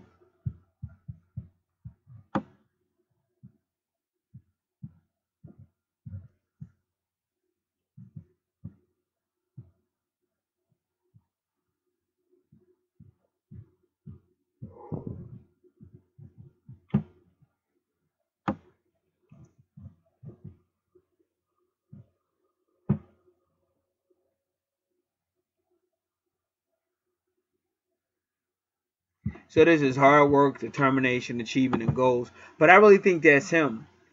See, that's his ascendant. See, she just wants it to be fun. But what I'm trying to tell you is the reason why she may be that way is because maybe in a past life he was really hard on her. He might have really been bullying her. And so now in this life she doesn't want to do that. Twin flames is beautiful because they still have the love. You know, and the love is so powerful that it actually goes from a past life to this life. In fact, this might have been many lives with this person. And the love is there, like I really want to love you, but I'm scared to death of you. Listen, this is the true story. Y'all got to hear this. Y'all really need to hear this. Now, this is way back in the 1990s. I had a situation with this person. And I know it was a soulmate because of the feelings I still got. And it's unlike any other person, any other female up into that time period. But at the time, I didn't know it was a soulmate and stuff. And plus, the way I met this person was strange. So it's like, how would you even meet a soulmate under those circumstances? But this is how the universe works. So we had a major falling out. Major falling out.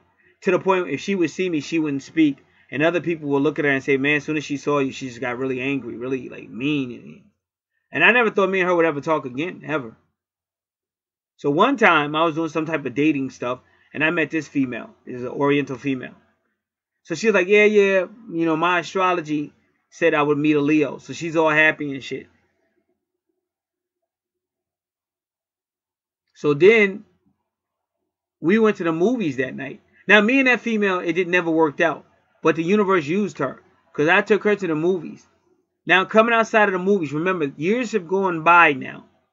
It's not the late 80s anymore. It's not the early 1990s. Years have gone by. So I don't forgot about that stuff because I'm that type of person. I could be furious 3 weeks ago. I mean, I don't get so mad now. But like, I used to be that you could be furious. But three weeks later, you forgot. You're not even mad anymore. So I forget all about this. So I'm coming out to movies with this female that I took on to the movies. And I see some other female just staring at me. And I'm looking at why is this person staring at me? But I'm kind of like spacing out. And then I realize who it is. So I say their name. I said, so-and-so? And they say, yeah. So I said, could I come over there? Because I know me and her had a big falling out. So I wanted to get permission. She said, I could come over there. So I went over to her. And I was, telling her stuff. I was so sorry about everything and stuff. And like we really talked. And I never saw her again. But then another time, I was online on this site. And I seen her again, but I wasn't sure if it was her because years have gone by. But I just could feel it. I think that's her and stuff. So we talked real quick and then we never talked again. And I haven't seen her in nothing like that. So you're talking a good 25, 27 years. 27 years total. Since like the early 90s. Now, something came across my email or something about this location. And that location is where the complex we all lived in. Back in the late 80s, early 1990s. So I was like, yeah, maybe I'll contact those people. But it was a flyer. But the flyer was for this church that was having a big men's prayer service. So anyway, I contacted that place. They said, okay, we'll come in Monday morning. So I was like, okay, maybe I'll go on Monday morning. Well, you know, I was going to go. I was thinking about going. So when I went to sleep that night, keep in mind Monday's only like 3 days away. Less than 3 days away. So I'm having all these dreams. And she was one of the people that kept coming in the dream. Always. But I never had no dreams like that before. And plus I'm like, why did they show up then? But see, we all had connections to that area in the late 80s and the 1990s, right? Where that location is that I was supposed to go there for a meeting at 10:30. And that was also the area where in those days they had stole my ID and another person's ID who I was living with at the time. And the cops ain't want to do nothing because we was black. So they kept coming in the dreams. And then I would wake up and walk around and go back to sleep. And they would come in the dreams again. And I've never had that happen to never in my whole life has anybody been that persistent to come in my dreams. Not like that. So that's when I knew. I said, oh no, I better not go to that place. So I contacted them and canceled. Because I know that was a sign or whatever not to go there. Now that person I'm talking about, they've come in other dreams recently. But it's always from a distant position. So I don't know what all that's about, but I'm sure it has something to do with astrology and something that's going on up in space right now. Because for some reason, that person's soul is really reaching out. But it's always like from a distance.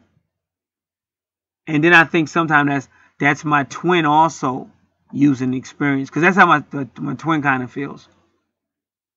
Like the nice person inside of her that I've seen is like a little girl. And she's distant. But she's got this like just crazy wanting to start trouble and all kind of crazy stuff to her personality too. And I think a lot of times people are looking for people to help them. But I've been here so long and I've helped so many people. I start saying, well, when am I going to get help, Lord? Like, I'm sick of this shit. And I tell him that, like, I'm tired. So then he throws me in a job of face-to-face customer service. But I've kind of done it before, so I'll probably be good at it. But who knows?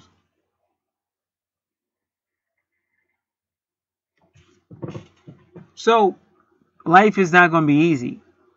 But the purpose of what I'm trying to tell this gentleman is, this is the real card game that I'm showing you. This is the real card game and how you're going to have to play it. Because you'll have more to lose than anybody else. Because she will go on and find somebody. Now, is love possible? Yeah, but you're going to have to go through all these stages. And you're going to have to help her with her fifth house. Because she's got a lot of subconscious love stuff. And even a lot of past life stuff.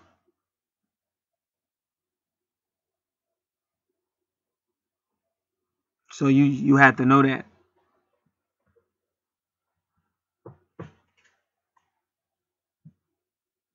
So Virgo energy is trying to heal you guys. And that's why your true north node is Virgo. Because they want you to be a healer. And it's in your 8th house too, because that's your soul house. Just like if you notice where her Virgo is, you almost see Pluto right there. So that's all about power, change, transformation, death, and rebirth. So that is kind of like your life purpose, to kind of heal her as well. Help her heal.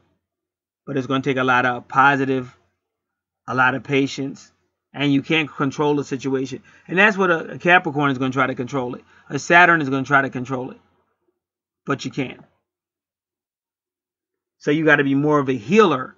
Your true north node is telling you to be more of a healer of the soul, your soul and hers, and less of a trying to control everything.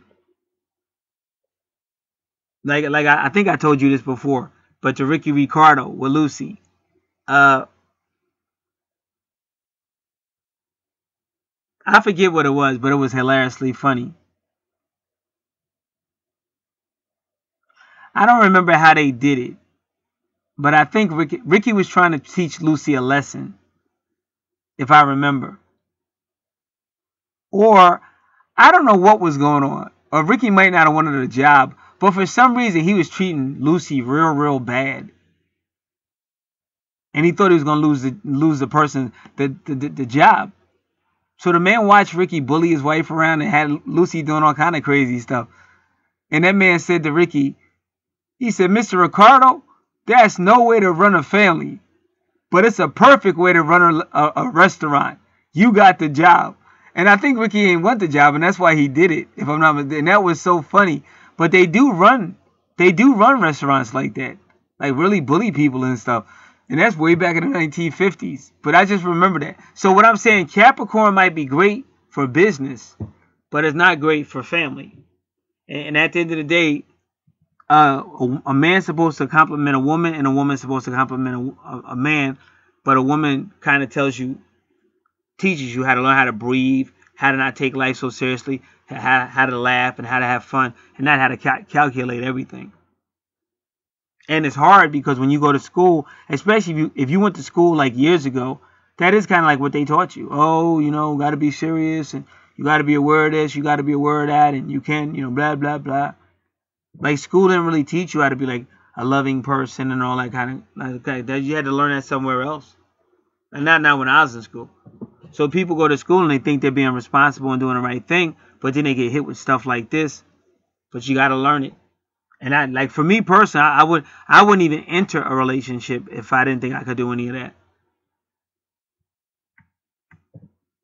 So now you go to her 7th house. So again, that is relationship, and you see that Aquarius energy there again. Now, what Aquarius energy, what Jupiter does, retrograde, it helps people rethink how they felt about something before, but also helps a person question their belief system. And also, Jupiter rules travel. Jupiter and Saturn are social planets. And if you notice, he has both Jupiter and Saturn in his ascendant, in his 12th house. But that means luggage might get lost, travel plans might get changed or canceled.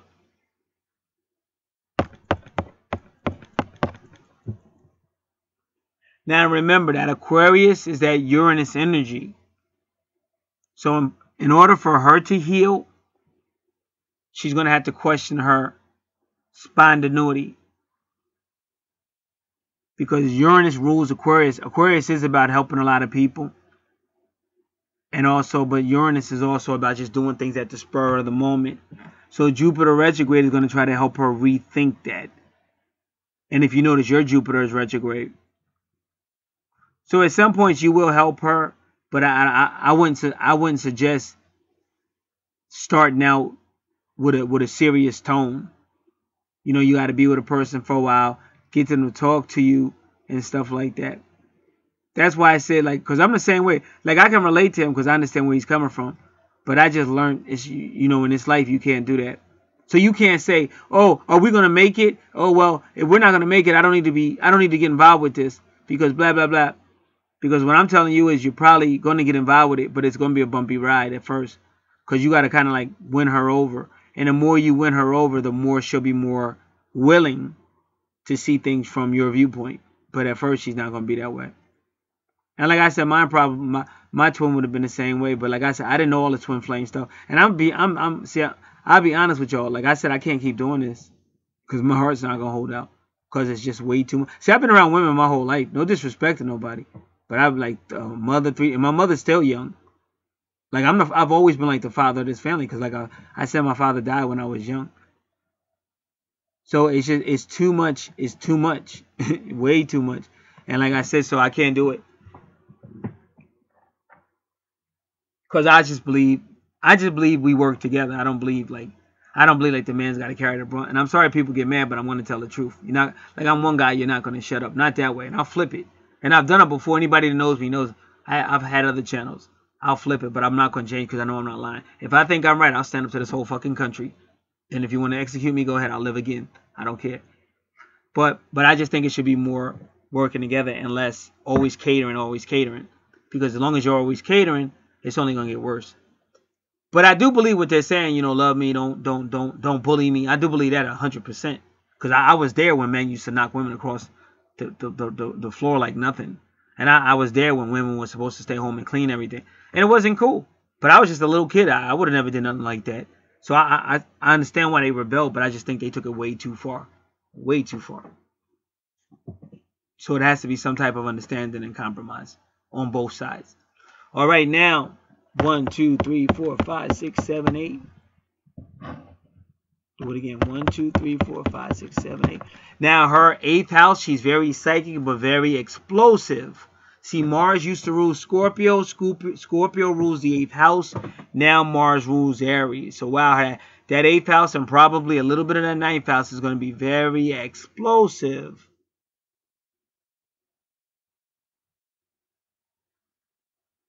And see, whenever you're dealing with the 8th house and the 2nd house, it's money. So you and her might have some type of money problems as far as... See, the 2nd house is supposed to be your money, and the 8th house is supposed to be other people's money or shared resources. But in her house, but y'all are gonna... What I'm saying is, if y'all put your money together, y'all gonna have a problem, especially if y'all start arguing.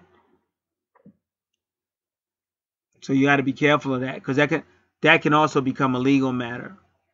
But her 8th house is going to be very explosive with Mars. And plus we got to do Pisces at 27 degrees again. But first we're going to do Mars and Pisces again, because I forget what we said yesterday when we did it. So give me a moment.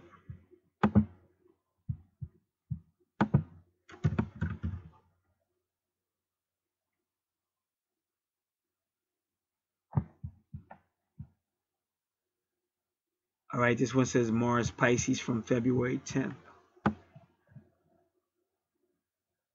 All right, I guess we'll look at that one.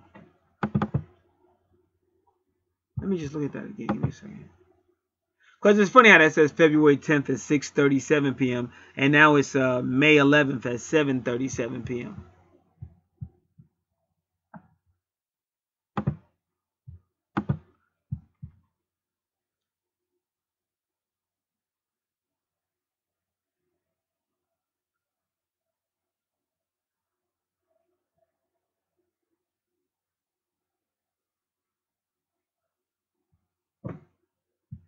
All right, I'm looking at this. I want to see if I can get this on. Let's see. Let's do Astro Matrix. Mars and Pisces.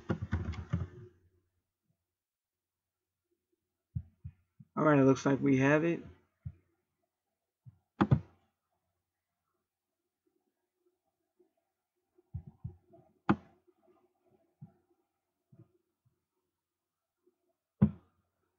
So Mars in Pisces is a person that will exert himself in an emotional, sensitive, unassuming, cooperative, cultural, humorous, refined, and caring manner.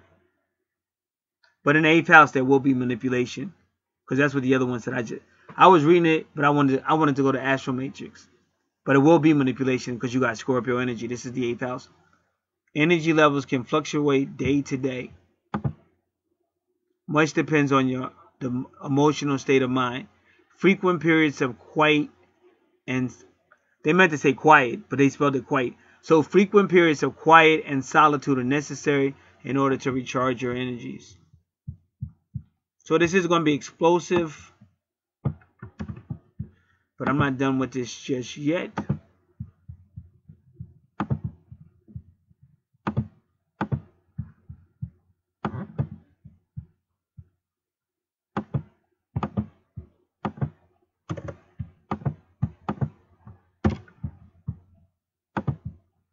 Now we're going to try it again with my astrology book.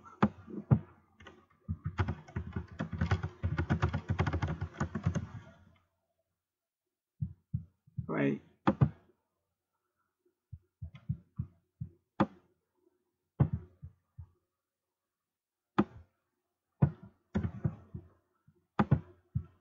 Now this is my astrology books.com. Mars and Pisces. Good placement for musicians, dancers, renunciating. It's funny, they keep saying dancers, so this woman may actually really like to dance because they keep using dancers, sailors, and people whose lives deal with the sea or maritime affairs. But otherwise, you tend to lack direction and perseverance in attaining your personal goals.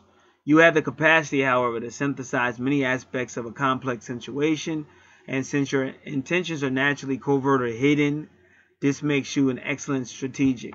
So they're going to be really strategic. They may not tell you everything. That's why I said manipulation, because this is also going to be in the 8th house. You may not be physically strong and can be very restless. There's a tendency to instability with Mars and Pisces. So alcohol and drugs are ill-advised. So they're telling this person don't do alcohol or drugs. This person will be intuitive, sensitive, and idealistic, and I want to add the word psychic as well. You're driven to go beyond the material world to spirit or mystical realms where all are one, but in the process you may get lost in the clouds. So that goes back to that escapism we already said. They just want to have fun. They don't want it to be too serious. They don't want it to be too technical.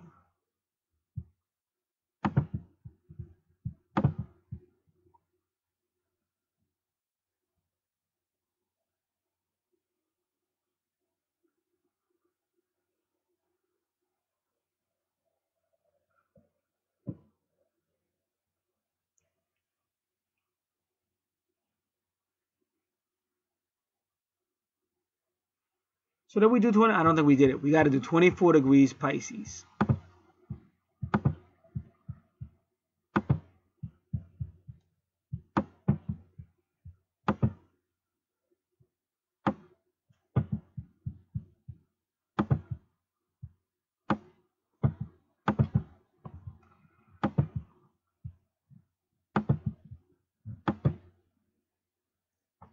Noble, clear-sighted, and fair character, endowed with excellent strategic skills and unwavering morals. Regardless of one's origin, one is ensured to achieve success in the career chosen, particularly in the military, diplomacy, or a top-level government office. So this person is guaranteed this person can have success in military, diplomacy, or top-level government offices. And I think they said that even in the first house they said that. In her first house they said that. One knows how to triumph over the fiercest enmities using smart strategy. So this person is very strategic. And one resorts to negotiations or sheer might, depending on the necessities of the situation. So they know they're strategists.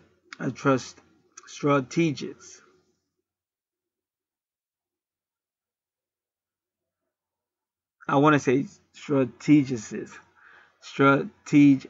but I don't know if that's a word. Strategists. I'm sorry, y'all. I'm struggling over here. Strategics. We're just going to go with that right now. I apologize if I'm wrong. In spite of crises, struggles, and dangers, this degree promises victory. So they say she can't lose. They say if she comes up with a strategy, she can't lose. And it's guaranteed that she could have a leading position in government, military, diplomacy, or government office.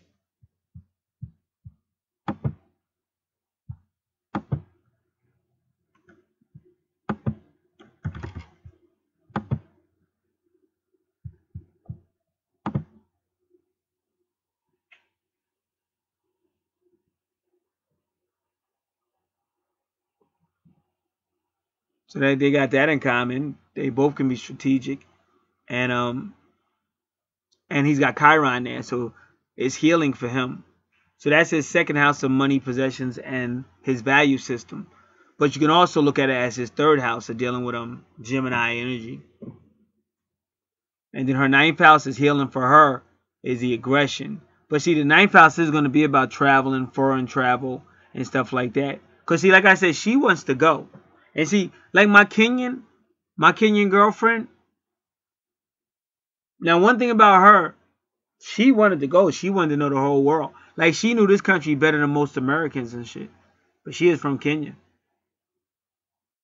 And she wanted to go, go, go, go, go.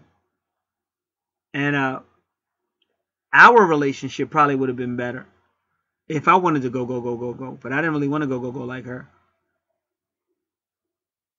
But for this person, she's going to want to go, go, go, travel. She wants culture, art.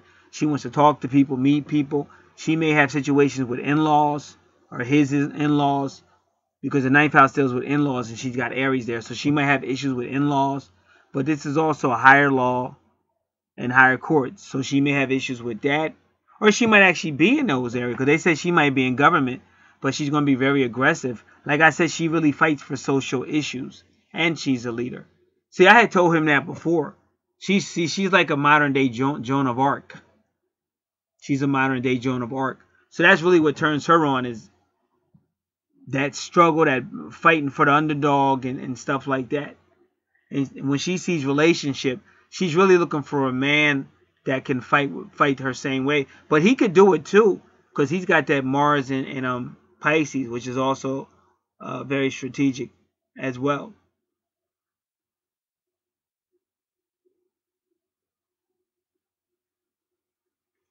And then her medium Coeli, which has to do with her life purpose, is Taurus. Now, I don't know if she'll be working with him, because like I said, I believe he has his own business.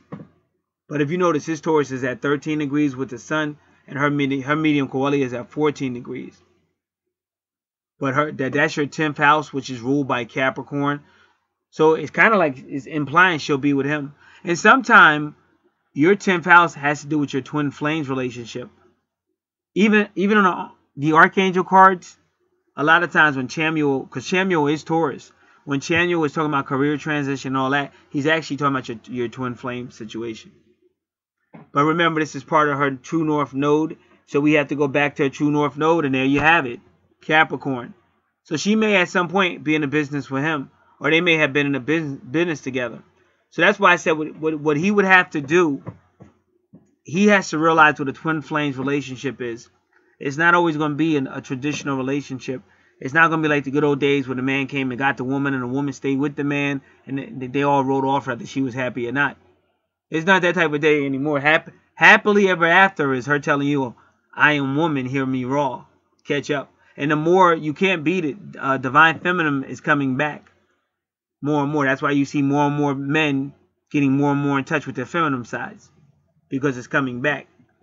So happily after for him and her is for him to kind of let her grow and go down the journey she's going. To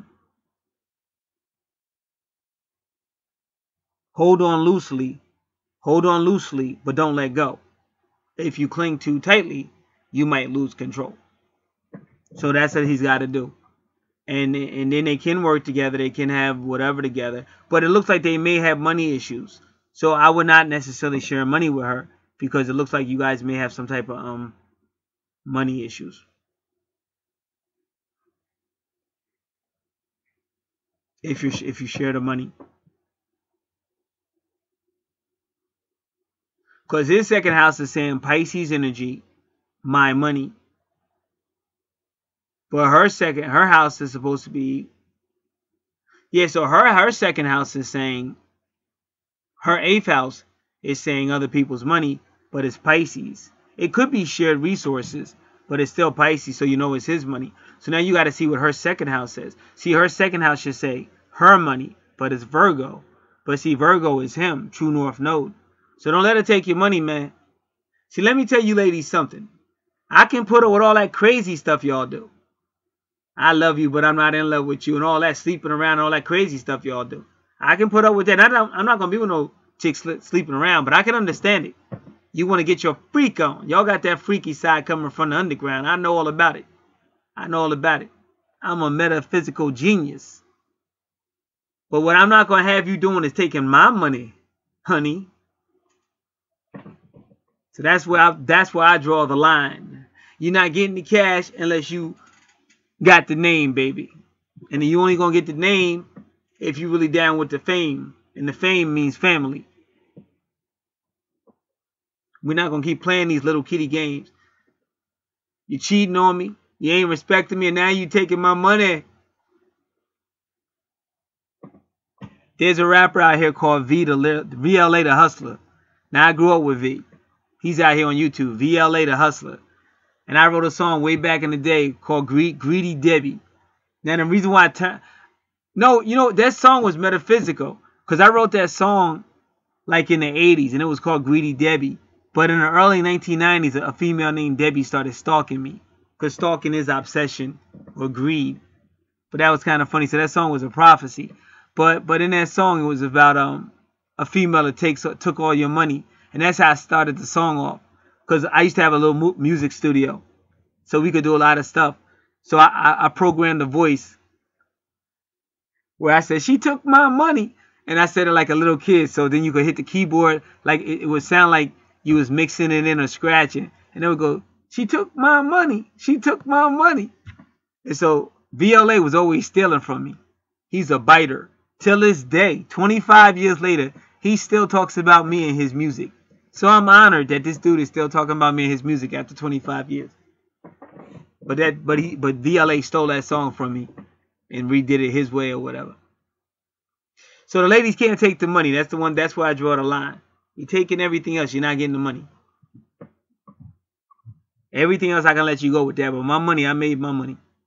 And I'm not giving it up like that. Alright, so that's what's up. So these are the areas to be careful in.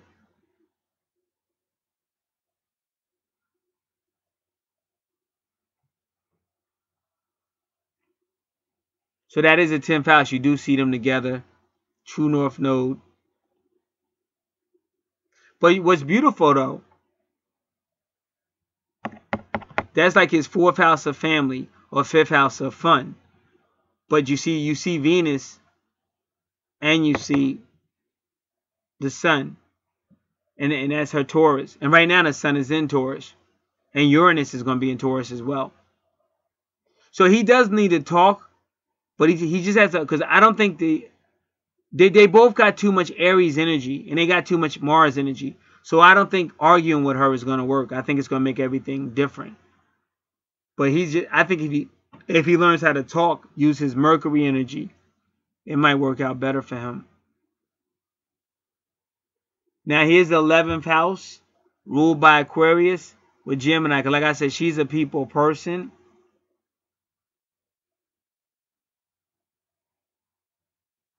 So she may also have a job. See, Saturn in the 11th house. A lot of times that's you have those are your customers, because Saturn rules the 10th house of Capricorn. So she may have customers among friends and things like that.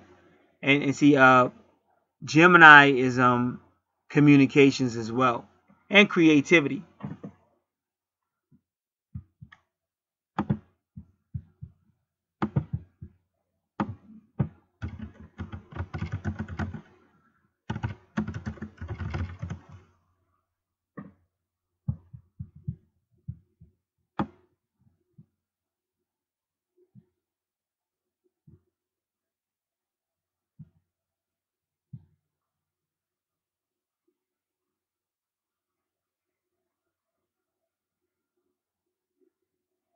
See, that's what they're saying. I'm looking at Astro Matrix, but they're saying that if you have Saturn in the 11th house, it means your career is probably going to be associated with friends, association, and groups.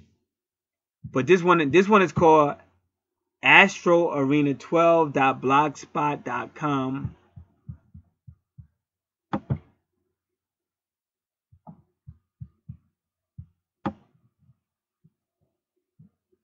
And they sure wrote a whole lot about it. All right, let's just try to go through this kind of quick. AstroArena12.blogspot.com. Saturn in the 11th house. Well, he said the 11th house can be a confusing place. But I'm not asking you about the 11th house. I'm asking you about Saturn in the 11th house. And this is probably why your article is so long.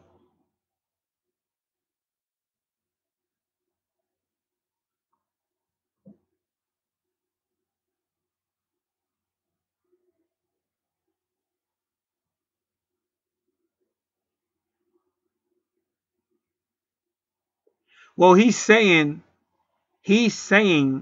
that because Saturn is ruled, because the 11th house is ruled by Aquarius, so Aquarius is always going to be uncommon, unconventional. So now Saturn, yeah, it makes sense to me. Let me tell you why it makes sense to me. I already told you that. She's never going to become responsible if you try to make her responsible. She's only going to become more responsible by you actually loving her. And that's how my twin was. Because she would have probably melted if I had been more loving and stuff. Because I remember she talked one night, and that's when I broke down.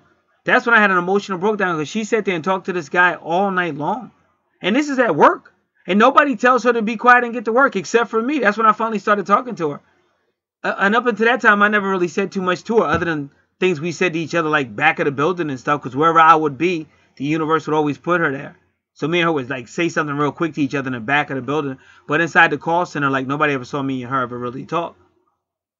But that day I really went off. I said, why don't you get to work? Because I was breaking down, because I was hurt. I was not jealous. They said I was jealous. I wasn't jealous. I was hurt.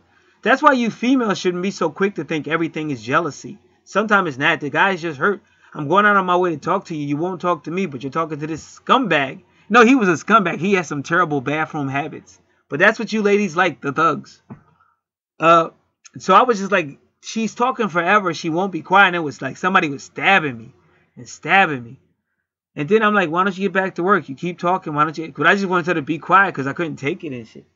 And then, and they never told her to be quiet. And she talked the whole night. Even when I finally got up and left, she still was talking to this guy. It was crazy. But that's why I said it's so quick to break a guy down. You want to break a guy down, and then you wonder why the guy don't want to be with you. Too much evil. You should be like, wow, he really cares about me. Not, oh, now I'm really going to make him pay. You'll have somebody wanting to make you pay, and you didn't even do no shit. What did I really do for you to make? Now, if you're talking about something I did in a past life, that could be true. Maybe I did. I don't know. But right now, I don't know what the hell's going on, and you ain't talking. I'm trying to work it out with you, but you won't. What the hell can I do? So that's why I went through that process, and I looked at everything, and I finally came to with peace within myself. Like I said, she's got the phone number, but she'll call every now and then, but she's just going to hang up.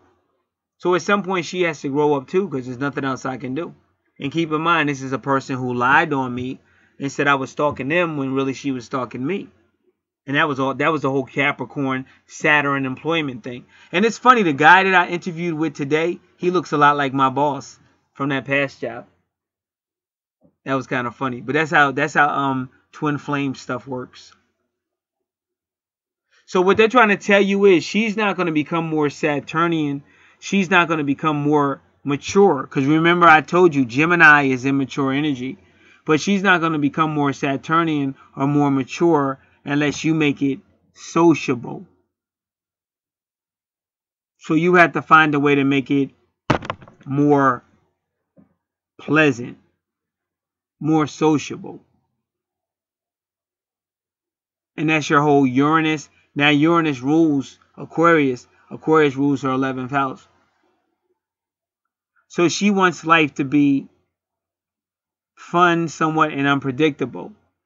But the more you are that way with her, and less tense, and less Capricornian, and less Saturnian, the less you are that, the more she'll open up to you. But if you start pushing that relationship, am I wasting my time, and all that other stuff, then you're kind of pushing her into a corner that's only going to push her further. And most of the time when a guy does that, you're making everything worse, because you're still going to want her in your life. So even though you're kind of pushing her with ultimatums, because that's kind of like that. That's what that is. That's an ultimatum. well, I'm looking for something serious. So you're kind of pushing her away, but you keep taking her back every time she comes back, which is only going to encourage her to just be more and more less considerate of what you want. So you got two ways to play it. You can either be less serious and more sociable, more fun, which will make her want to be more serious with you. Or you can say, you know what, I don't got time for all this. I got heart trouble. I'm sick of this shit. I hate this planet. He sounds a lot like me. I hate this planet. Bad. I'm going off with my life. And just get on with your life. But those are the two main choices. But if you play games, then you're gonna hurt yourself even more. Because she's not gonna follow you until you become a loving, carefree person. That's how that's gonna work out. Now, this is her 12th house, the final house, all about endings and reckoning. And that's family, because she probably has family issues there. Now, they meaning the creator, they want her to be spiritual. Let me just explain the 12th house. The 12th house is this inspirational house, the spiritual house, all about endings and addressing your dark side or your subconscious mind, your dreams, because they want you to reckon it and overcome it. So now, Vesta is that asteroid. Vesta is working with Mercury, but to help her become more family-minded, to get healing in her family, to be more spiritual-minded, to have a family environment with spiritual-minded people, to help people, but not to martyr herself, not to help out so much that they take advantage of her. She has to still know when to say no, because wherever you see Vesta, that's where you need to take a break to recharge yourself. And that's why in her 8th house, they gave you Pisces and Mars. Because even with Pisces and Mars, she has to learn how to take a break and recharge herself. So never let people run you over with, oh, I need this, I need that, help me. Oh, you show me how to do it, show me how to do that. So she has to be able to help people, but also to help people to learn how to help themselves. But the universe gave her great communication skills, and she can also heal with her family as well. So, and she has a lot of love, because like I said, she loves people. She's here for a reason. That's why I said if he doesn't hold her too tightly and try to control the situation, it may work itself out. But until she sees him that way, she's not. And he's got to eat some humble pie. Because I know, like, men were, it's not really our fault. This is how we were raised. You've got to be a man. It's up to you to take charge. Be a man. Don't be a bitch. Like, I remember one time I was with Greedy Debbie. This is a true story. I was with Greedy Debbie, and we just went to this little VFW, the Veterans Foreign, something like that. But it's like a bar, but it's probably more than they call it a Legion or something. The VFW, was it the VF? No, it was the American Legion. See, it's two different places. We got the VFW out here as well, but that's a different place. But they're in the same area though. The VFW, where we used to go there to party, Veterans of Foreign Wars. We used to go there and party, but this time we were at the American Legion.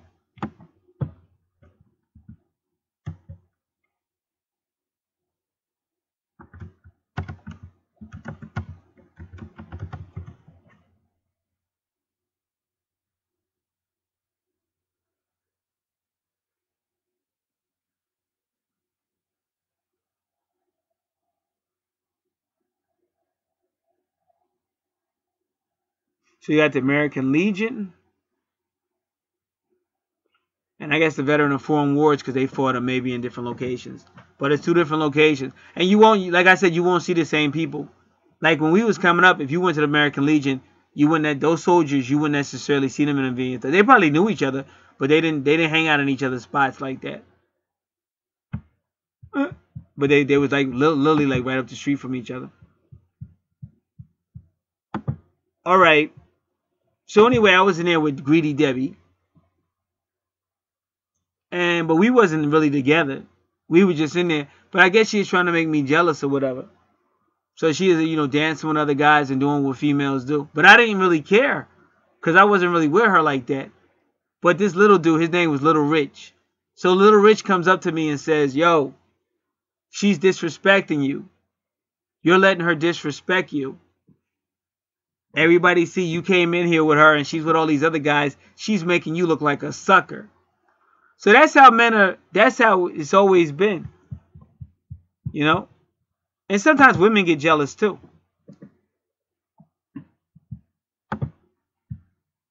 But now it's just a new way where you have to learn to kind of tongue-in-cheek. Kind of tongue-in-cheek. So you got to really ask yourself, do you really want it and why and stuff like that. But it's not like you can bully somebody. Now, if you in a foreign country, and maybe that's what I need to do, go somewhere. Look, B, sit down like I told you to. Get in that kitchen. No, I'm just joking. I would never do that. I would never do that. But you women are kind of cruel. See, I wanted to grow up. I love who I am. I didn't want to be third dimensional anymore. I'm not a third dimensional person. I had to grow up because a lot of people, to me, they want to stay young. You can't stay young forever. I mean, you can stay youthful, but to be immature, that's just not my way. It never will be. All right. Not in this life. So there you have it. So that's her 12th house. So that's what she's got to come to grips with her family and whatever else. 4th house can be education, land and property, real estate, the heart.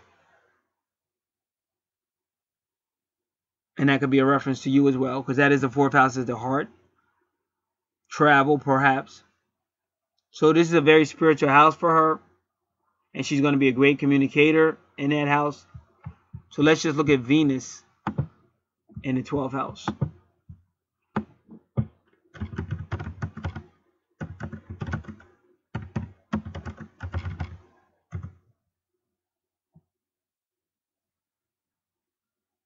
They said love is hiding.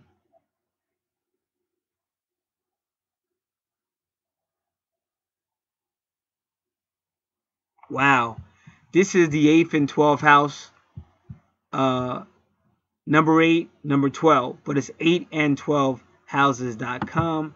Venus in the 12th. She usually does a really good job. So we're gonna read this because I think it's important. But it's not that long either. I thought it was gonna be longer. It's long, but it's not as long as I thought it was gonna be. Because I think it's important we read this.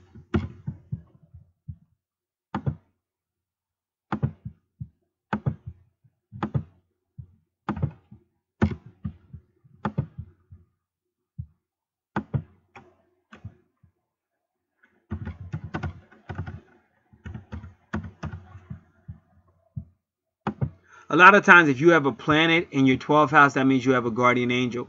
But I can't find out who it is, and I've looked. But you would have to try to find out who is that guardian angel for Venus in the 12th house.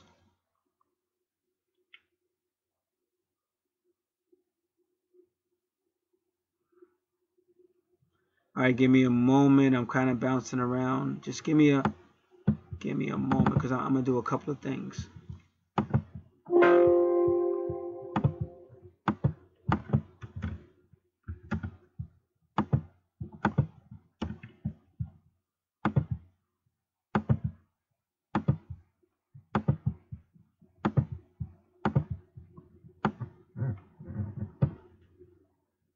So this person has a lot of love, but is hidden. Is hidden. Venus in the 12th house is a person who has a lot of love, but is hidden.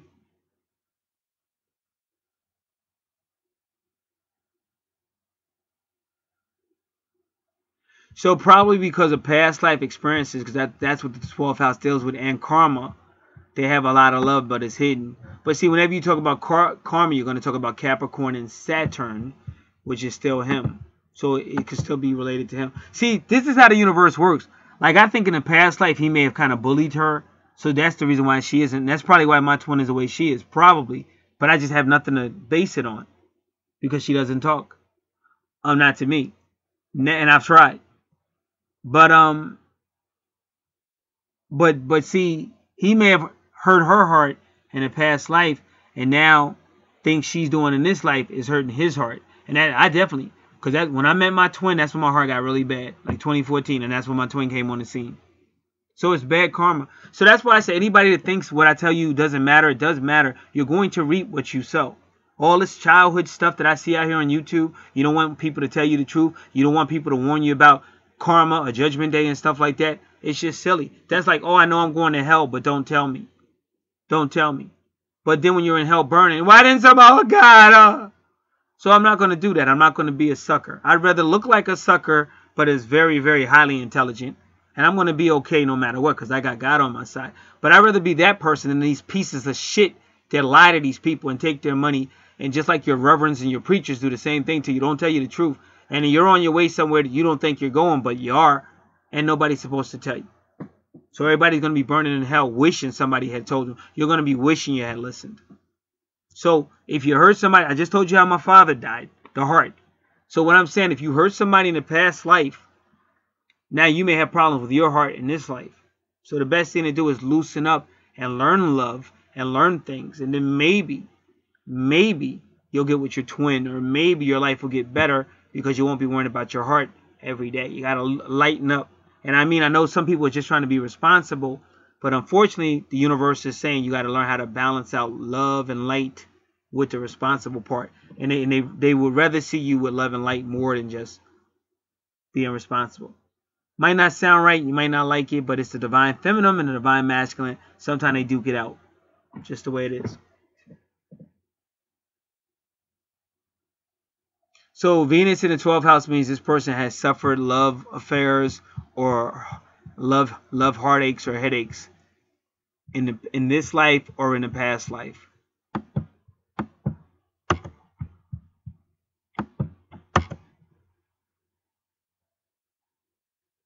See, they say she said it. She said you have a guardian angel. So Jupiter is a guardian angel in the 12th house, and so is Venus. But if we could find out who that was, it would be. But I look, and I'm going to do a little something, but we'll see.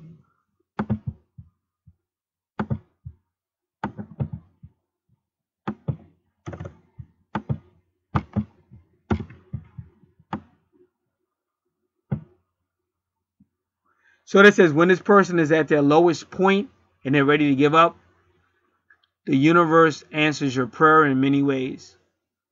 You're always protected and you are guarded more than others around you by invisible forces. And remember, Jupiter, some say that Jupiter is Venus's father. And I'll tell you, like in my twin flame experience, it was Jupiter and Venus that were two of my best friends. And that's literal. Because all this is consciousness. That's why I said people just are silly. You want to come to astrology to get answers about your life, but then you want to act like the stars don't know what's going on. Then why are you going to astrology to get answers for your life if they don't know what's going on? It's just people are silly. And they get mad at me because I call them on it. Like everything is conscious up there, bro. Just like everything down here is conscious. Your plants. Let me tell you one other thing. One time, I used to have to water the plants. Like, the person would be out of town, so they say water the plant. So one time, I was watering the plants, and I thought one plant was plastic. So I didn't water it. I watered all the other plants and then left. When I came back in that room, that plant that I thought was plastic, it fell over. It creeped over like it was dead. Right? So I said, oh shoot, that plant's alive. So I watered it and I left the room. And then when I came back in that room again, that plant was back up. So that was that way that plant telling me, hey, look, I need water. I'm alive. I'm not rubber. What are you doing, you idiot? I need water over here. All right, so they're alive. So that's why I said you got to understand it. Even Doreen Virtue tells you that there's no such thing as an inanimate object. Everything has life. Anything came from matter, and matter is life, is energy. So it is life. And that's why they tell you to always try to think positive. Don't think negative. Don't keep repeating negative stuff over and over again. But they say this person will experience secret love affairs. See, I think probably in the past life they really believed in love, because that's all that Neptune, Pisces. They're very idealistic people. So is Libra. Very idealistic. But once they get hurt, or they get hurt really bad, especially if somebody cheated on them, or even if somebody's like verbally telling you you're not good enough and all that, Now they don't believe in it. They don't believe in it anymore. So they just feel more comfortable with secret love affairs.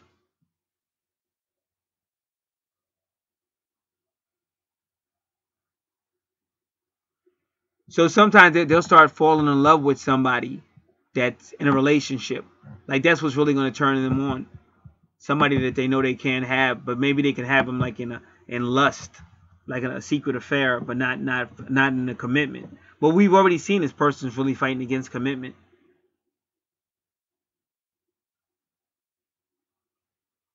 So they may fall in love with somebody that's already married or in another relationship.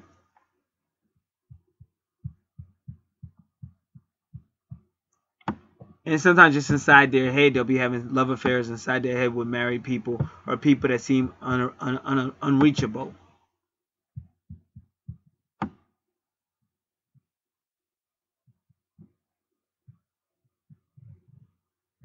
And they're attracted to people that have some type of pain in their life.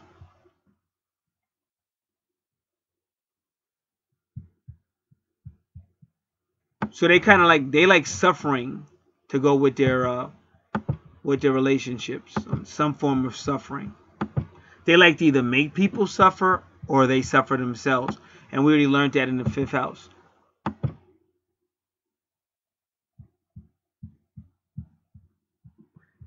And see, like they are attracted to people that need help. See, now when you deal with church, that's what I'll be trying to tell you. Like the 12th house deals with buildings and churches and hospitals and police stations and police and anything. But in those areas, that's where you usually find a lot of people that are in pain and looking for something. And that's why you be having so many affairs, because of these reasons we're talking about. And they tend to attract unhealthy partners or mentally unstable partners or depressed partners.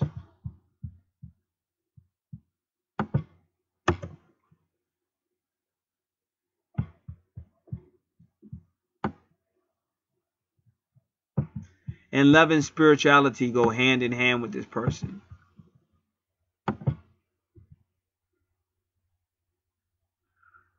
And also because you're dealing with Pisces energy, because that's the 12th house. Again, fantasy world. They put people on pedestals. But then when they see the imperfections of the people, reality, then they withdraw.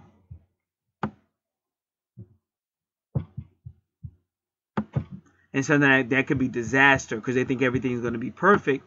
But they're being deceived by Pisces, Neptune energy. And they're attracted to people who are outcast, wounded.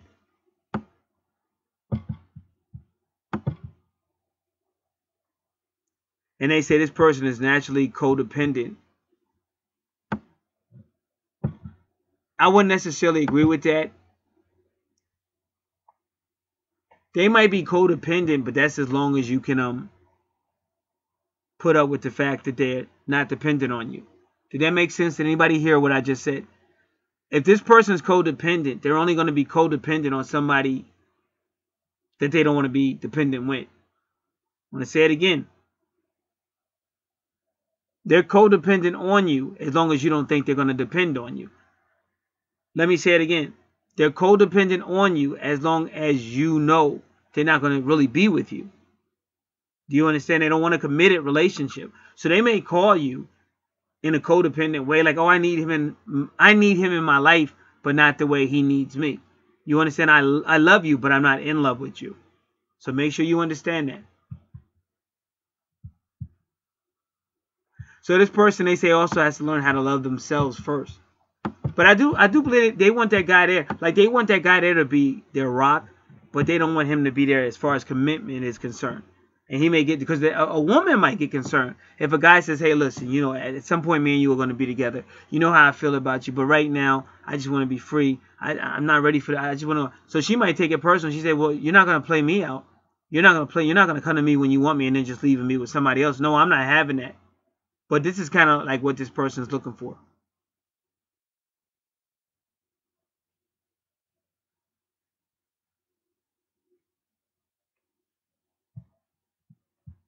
So this person will have secretive relationships or secret love affairs at some point in their life. She said, but she's telling this person to go ahead and do it because you get to learn more about yourself. And what I'm saying, I wouldn't tell nobody to go sleep around, but the fact that you can't stop a person if that's what they want to do. If that's in their chart and they can't deal with it, then it's just a reality you're going to have to face one way or another. And like I said, when you do have health problems, you got to worry about that as well, too. All right, now, just give me a moment.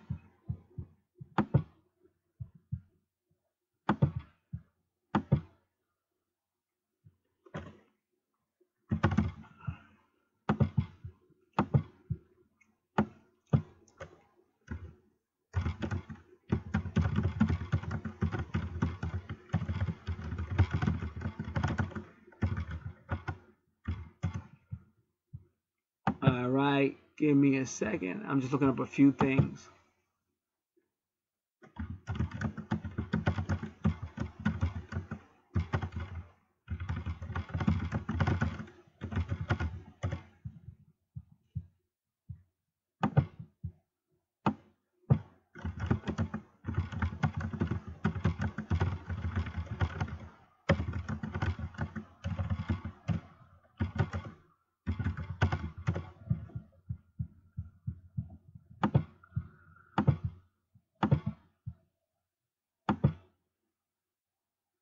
All right, Angels of the Zodiac. Let's see this one.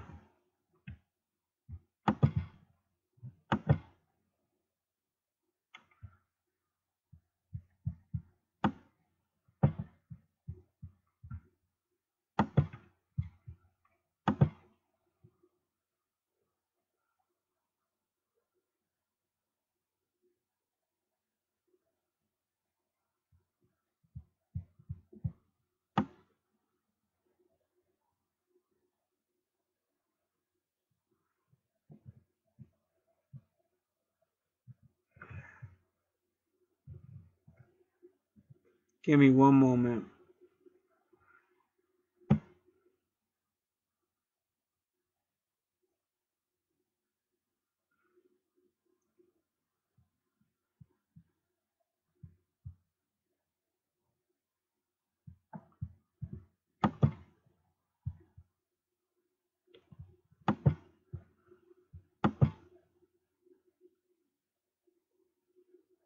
Come on, come on, come on, come on. Don't go slow now.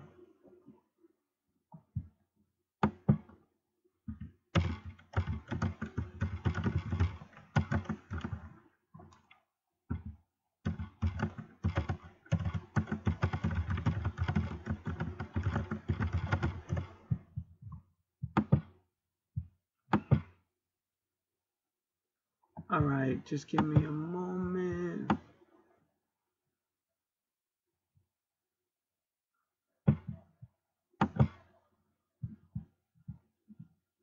I'm doing my find command.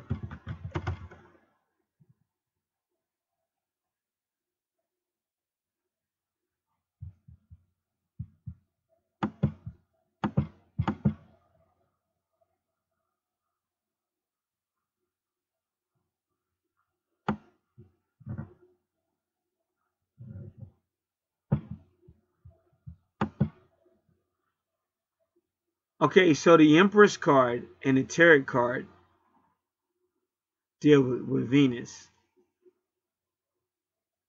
planet Venus. So that's the Empress card. But she's all about fertility, creativity, birth.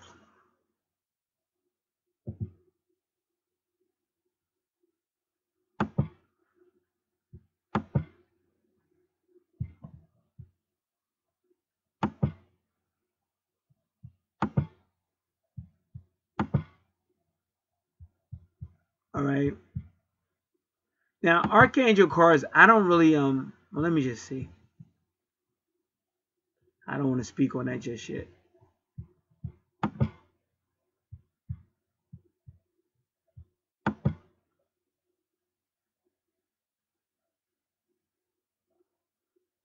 Yep, so it says, this one says it again, Venus, the Tarot, they say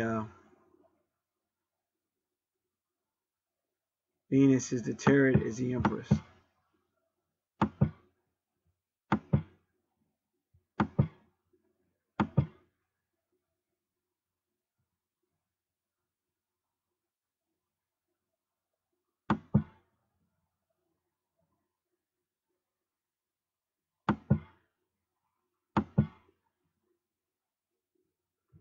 So they keep saying the Empress.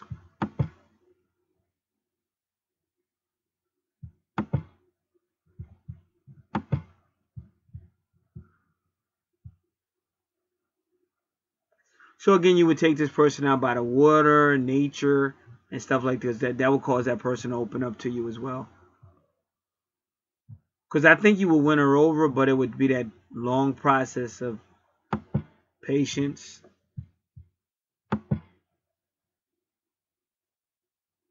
Now they say Taurus, Archangel Haggai, which is, this is the first time I heard of Haggai.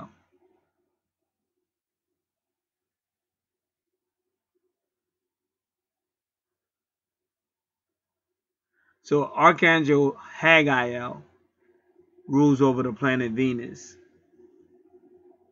His star is Taurus and Friday. Now we heard about Taurus on his chart, a lot of Taurus, but Venus rules Taurus and Libra.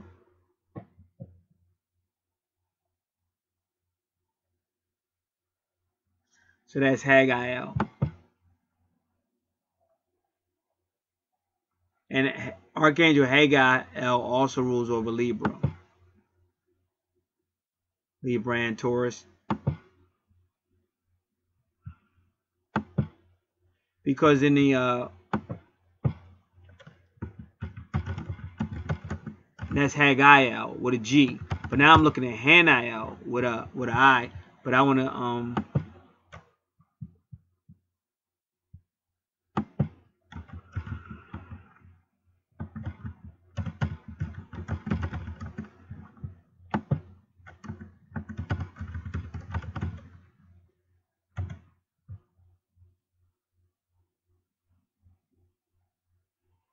so this is Haniel.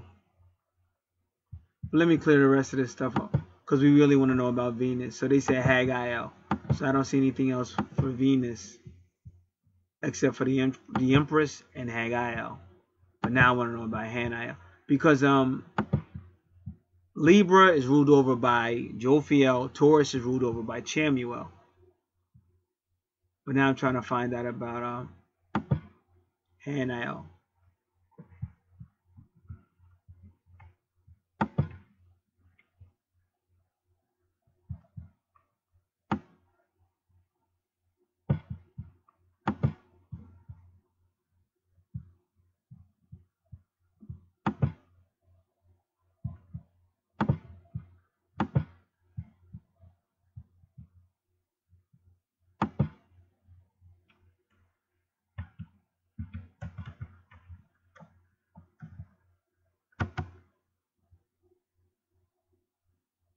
So it says in astrology, Haniel rules the planet Venus and is linked to the zodiac sign Capricorn. So you got Haggai and you got Haniel, but you got to remember you have a lot of Capricorn things going on your chart. And Taurus, see Haggai is male and he does Taurus, Libra, and you got all this on your chart, both of these two charts. And Venus. So you got Venus, Libra, and Taurus. So that would be Haggai. But they say Haniel corresponds with Venus.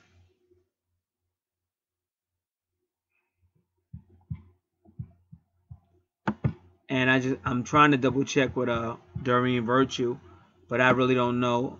To do that, I'm gonna have to log in. But I'm just looking around before I do that. Give me a second. So now they say Archangel Haniel is the Archangel of Psychics.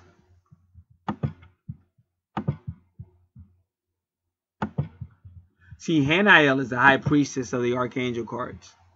And then the High Priestess of the Tarot card is the Moon.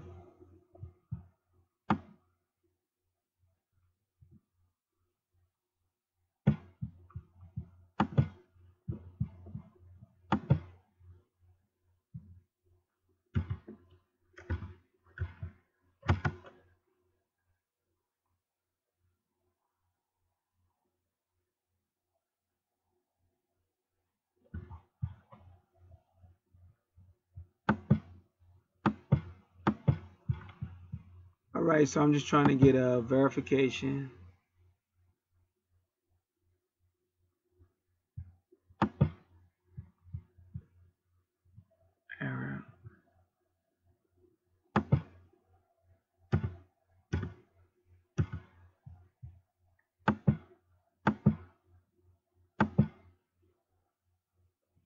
Okay, she says moonstone, the crystal of Archangel Haniel. Because she's really linked up to the moon, just to let y'all know.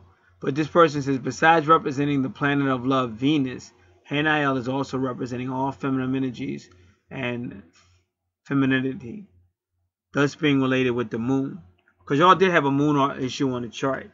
I think her moon sign is in Scorpio, but I think you had some moon issues on your chart. So yes, you would be calling out Haniel, which I would say the divine feminine, or Haggael, which is the divine masculine. That's the angel you would kind of be calling on for what your charts are saying.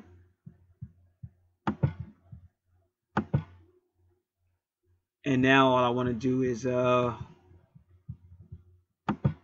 to find this real quick.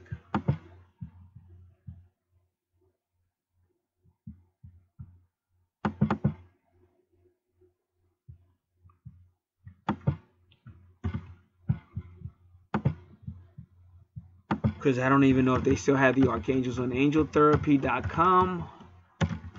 Well, they should.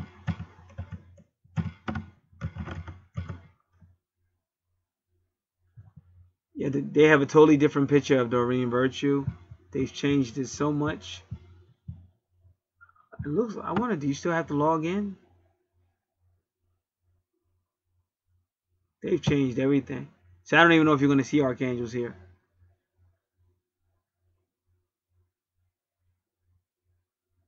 They totally changed her website.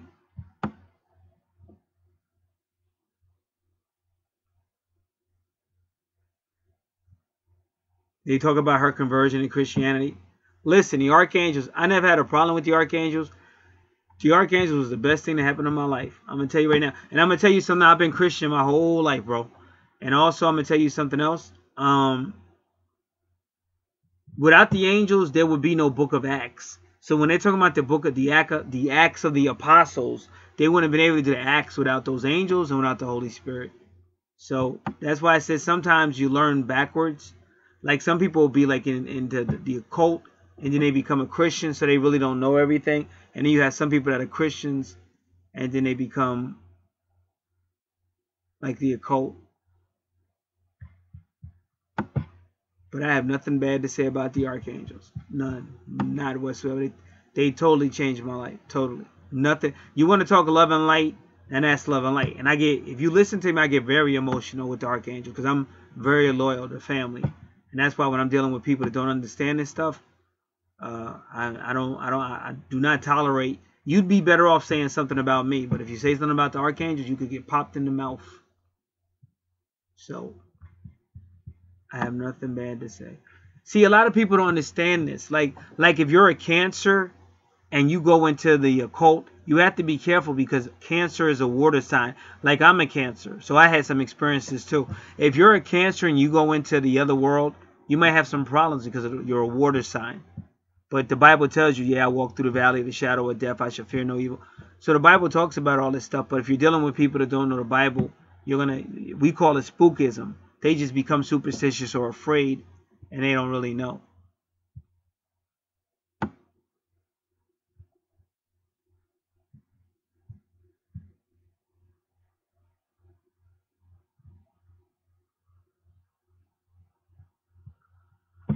So she has an article called Jesus and the Angels, May 8th, 2018. But she doesn't have the archangels like she used to. So now I'm going to see if Hay House does. Because she said she was going to sell a lot of her stuff to Hay House. I'm sorry, my archangel. She means well. I feel so bad for my family. But this is planet Earth. You come with all these fake phonies talking about love and light. You come to this piece of shit. You come to this piece of shit planet with love and light, and they're gonna put their foot up your ass like they did Jesus Christ. This is what they do to love and light on this planet. And the people saying it are usually fake ass phony frauds. And the people that really mean it like me, they fucking kick us to the curb.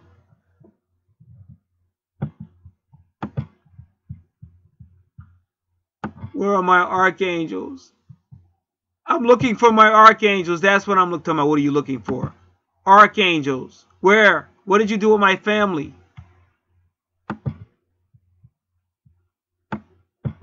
Give me 1 second. I just found out about this. I heard her talking about it. I didn't think she was really going to give them up.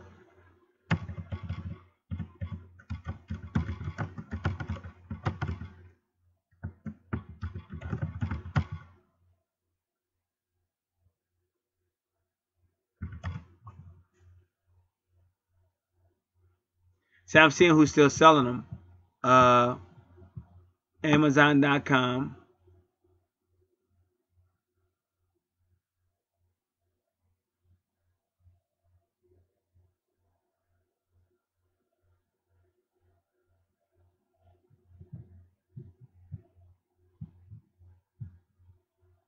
It says Spirit Library 101 or spiritlibrary.com.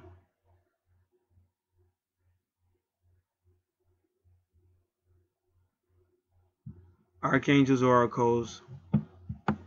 Archangels 101. Now it says Hay House. Let me just see if it's still here. HayHouse.com, Archangel Oracle cards. Still says Doreen Virtue.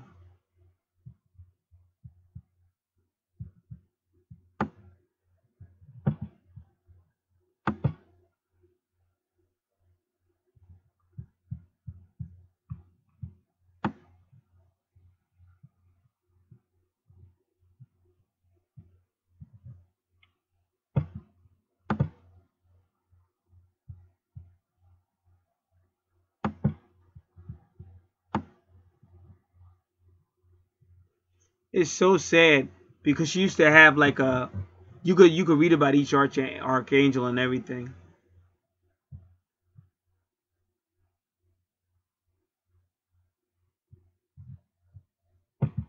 I'm literally really sad right now. A great disservice to this planet has been done. But this is what I mean about cowards. Nobody stood up and said, Doreen, what are you doing? Nobody stood up for the archangels, even though these archangels has helped all these people with their lives and everything.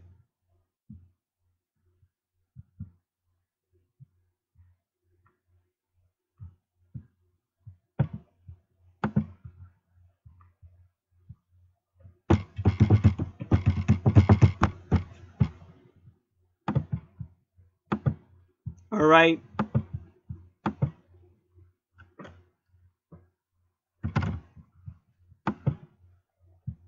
So when you learn about this stuff, you can even show the person that you could show the person their ninth house. Now for Cancer,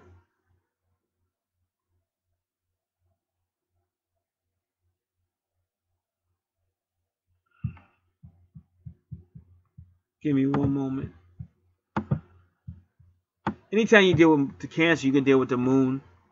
Gabriel deals with the moon, but like I said, Hanael deals with the moon.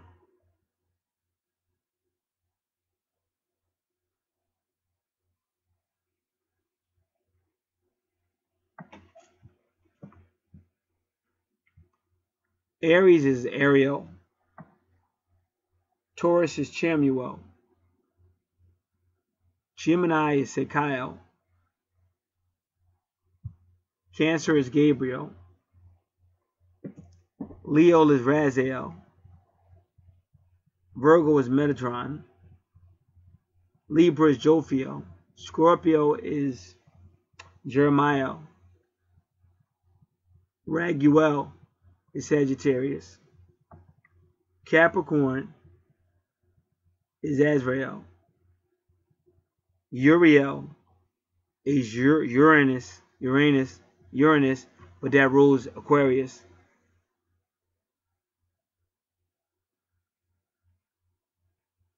And then Sandalphon is Pisces. So for Pisces issues, you can do Sandalphon. And then you got to find out if you were using tarot cards.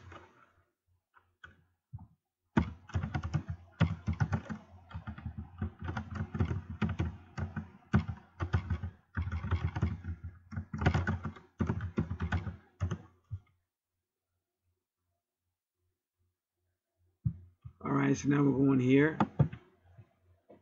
This site is called Love by Luna. Love by Luna, all one word, .co. Not .com, not .com, but .co. And if I had saw that, I don't like coming to just CO. Well, yeah, I will. If it's in Britain, I will. because I do it for Michelle Knight. She also was CO. All right.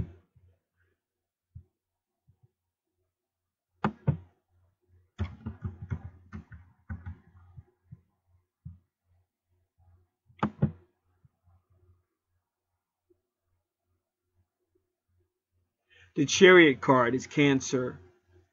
The Chariot card is Cancer in the tarot cards, but it would be Gabriel and the Archangel cards.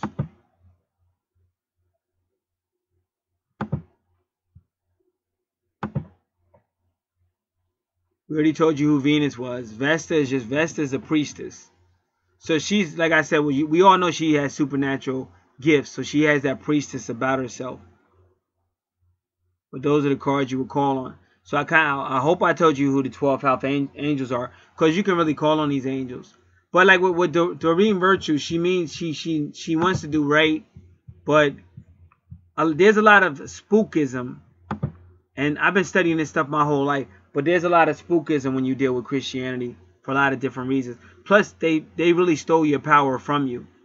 See, a lot of this religions and stuff was given to you by people who overthrew you. Like when people were indigenous, before all these people came with these religions, they knew how to pray for rain, and they knew how to get healing from herbs, and they were one with nature. But then these people came with all these different religious divisions, and that's why all these people can't get along, and that's why your marriage fails, or somebody you love, y'all two can't get together, because you're basing your beliefs on religion like that. Like, believe me, I'll say it again, one of the best things that ever happened to me on this planet were these archangels. I'll never stop saying nothing but love and light. They really care. They help you. Nothing but beauty. So they should not be getting shunned. You know, I don't know. I don't know what I might do. I might do my own thing. I might bring them back. I might bring them back on my own channel, or whatever. Because I'm really pissed off that I understand that she's going through her journey or whatever, but don't betray those angels, because you became like you became one of the most famous people on planet Earth because of those archangels. So don't act like, don't act like that. I'm so pissed off right now. But that is it. And again, I still got sales going on out here. Maybe you need to get an Archangel card reading in honor of these archangels. You can request a new list. I have a new list of services offered, price list, and like I said, it still got sales going on. And again, people that want to get started, the link's right there. You can get started. Just need your birthday, write it out. Birth, month, day, year, write it out. Male or female, the time you were born. If not, I'll ask the archangels who know what they're doing. And city, state, and country that you were born in. We can get started with that. And we can do anything. All you have to do is let me know what you need. It could be based on your name and numerology on your birth certificate. That could be your life purpose as well. Your whole life predictive prophecy. Just need to know what the birth certificate. And like I said, if you don't have the time, we get that from the archangels. Or you might just want off the natal chart. Whatever you want. Some people do both. We do have phone consultation. I just was talking to this gentleman that I'm doing this reading for now. So we're going to keep it moving. It's a beautiful time. There will be struggles, but it's going to be a beautiful year if you're working with people who know what they're doing, like myself, and working with your archangels, working with your natal charts. That's the real love and light. And the real love and light is maturity. It's not I love you 1 minute, but sleep around with everybody else. That's some garbage that's going to cause you to have bad karma, and you might end up in a very hot place on Judgment Day. And I wish more people out here told you the truth on YouTube. This is Get. God bless.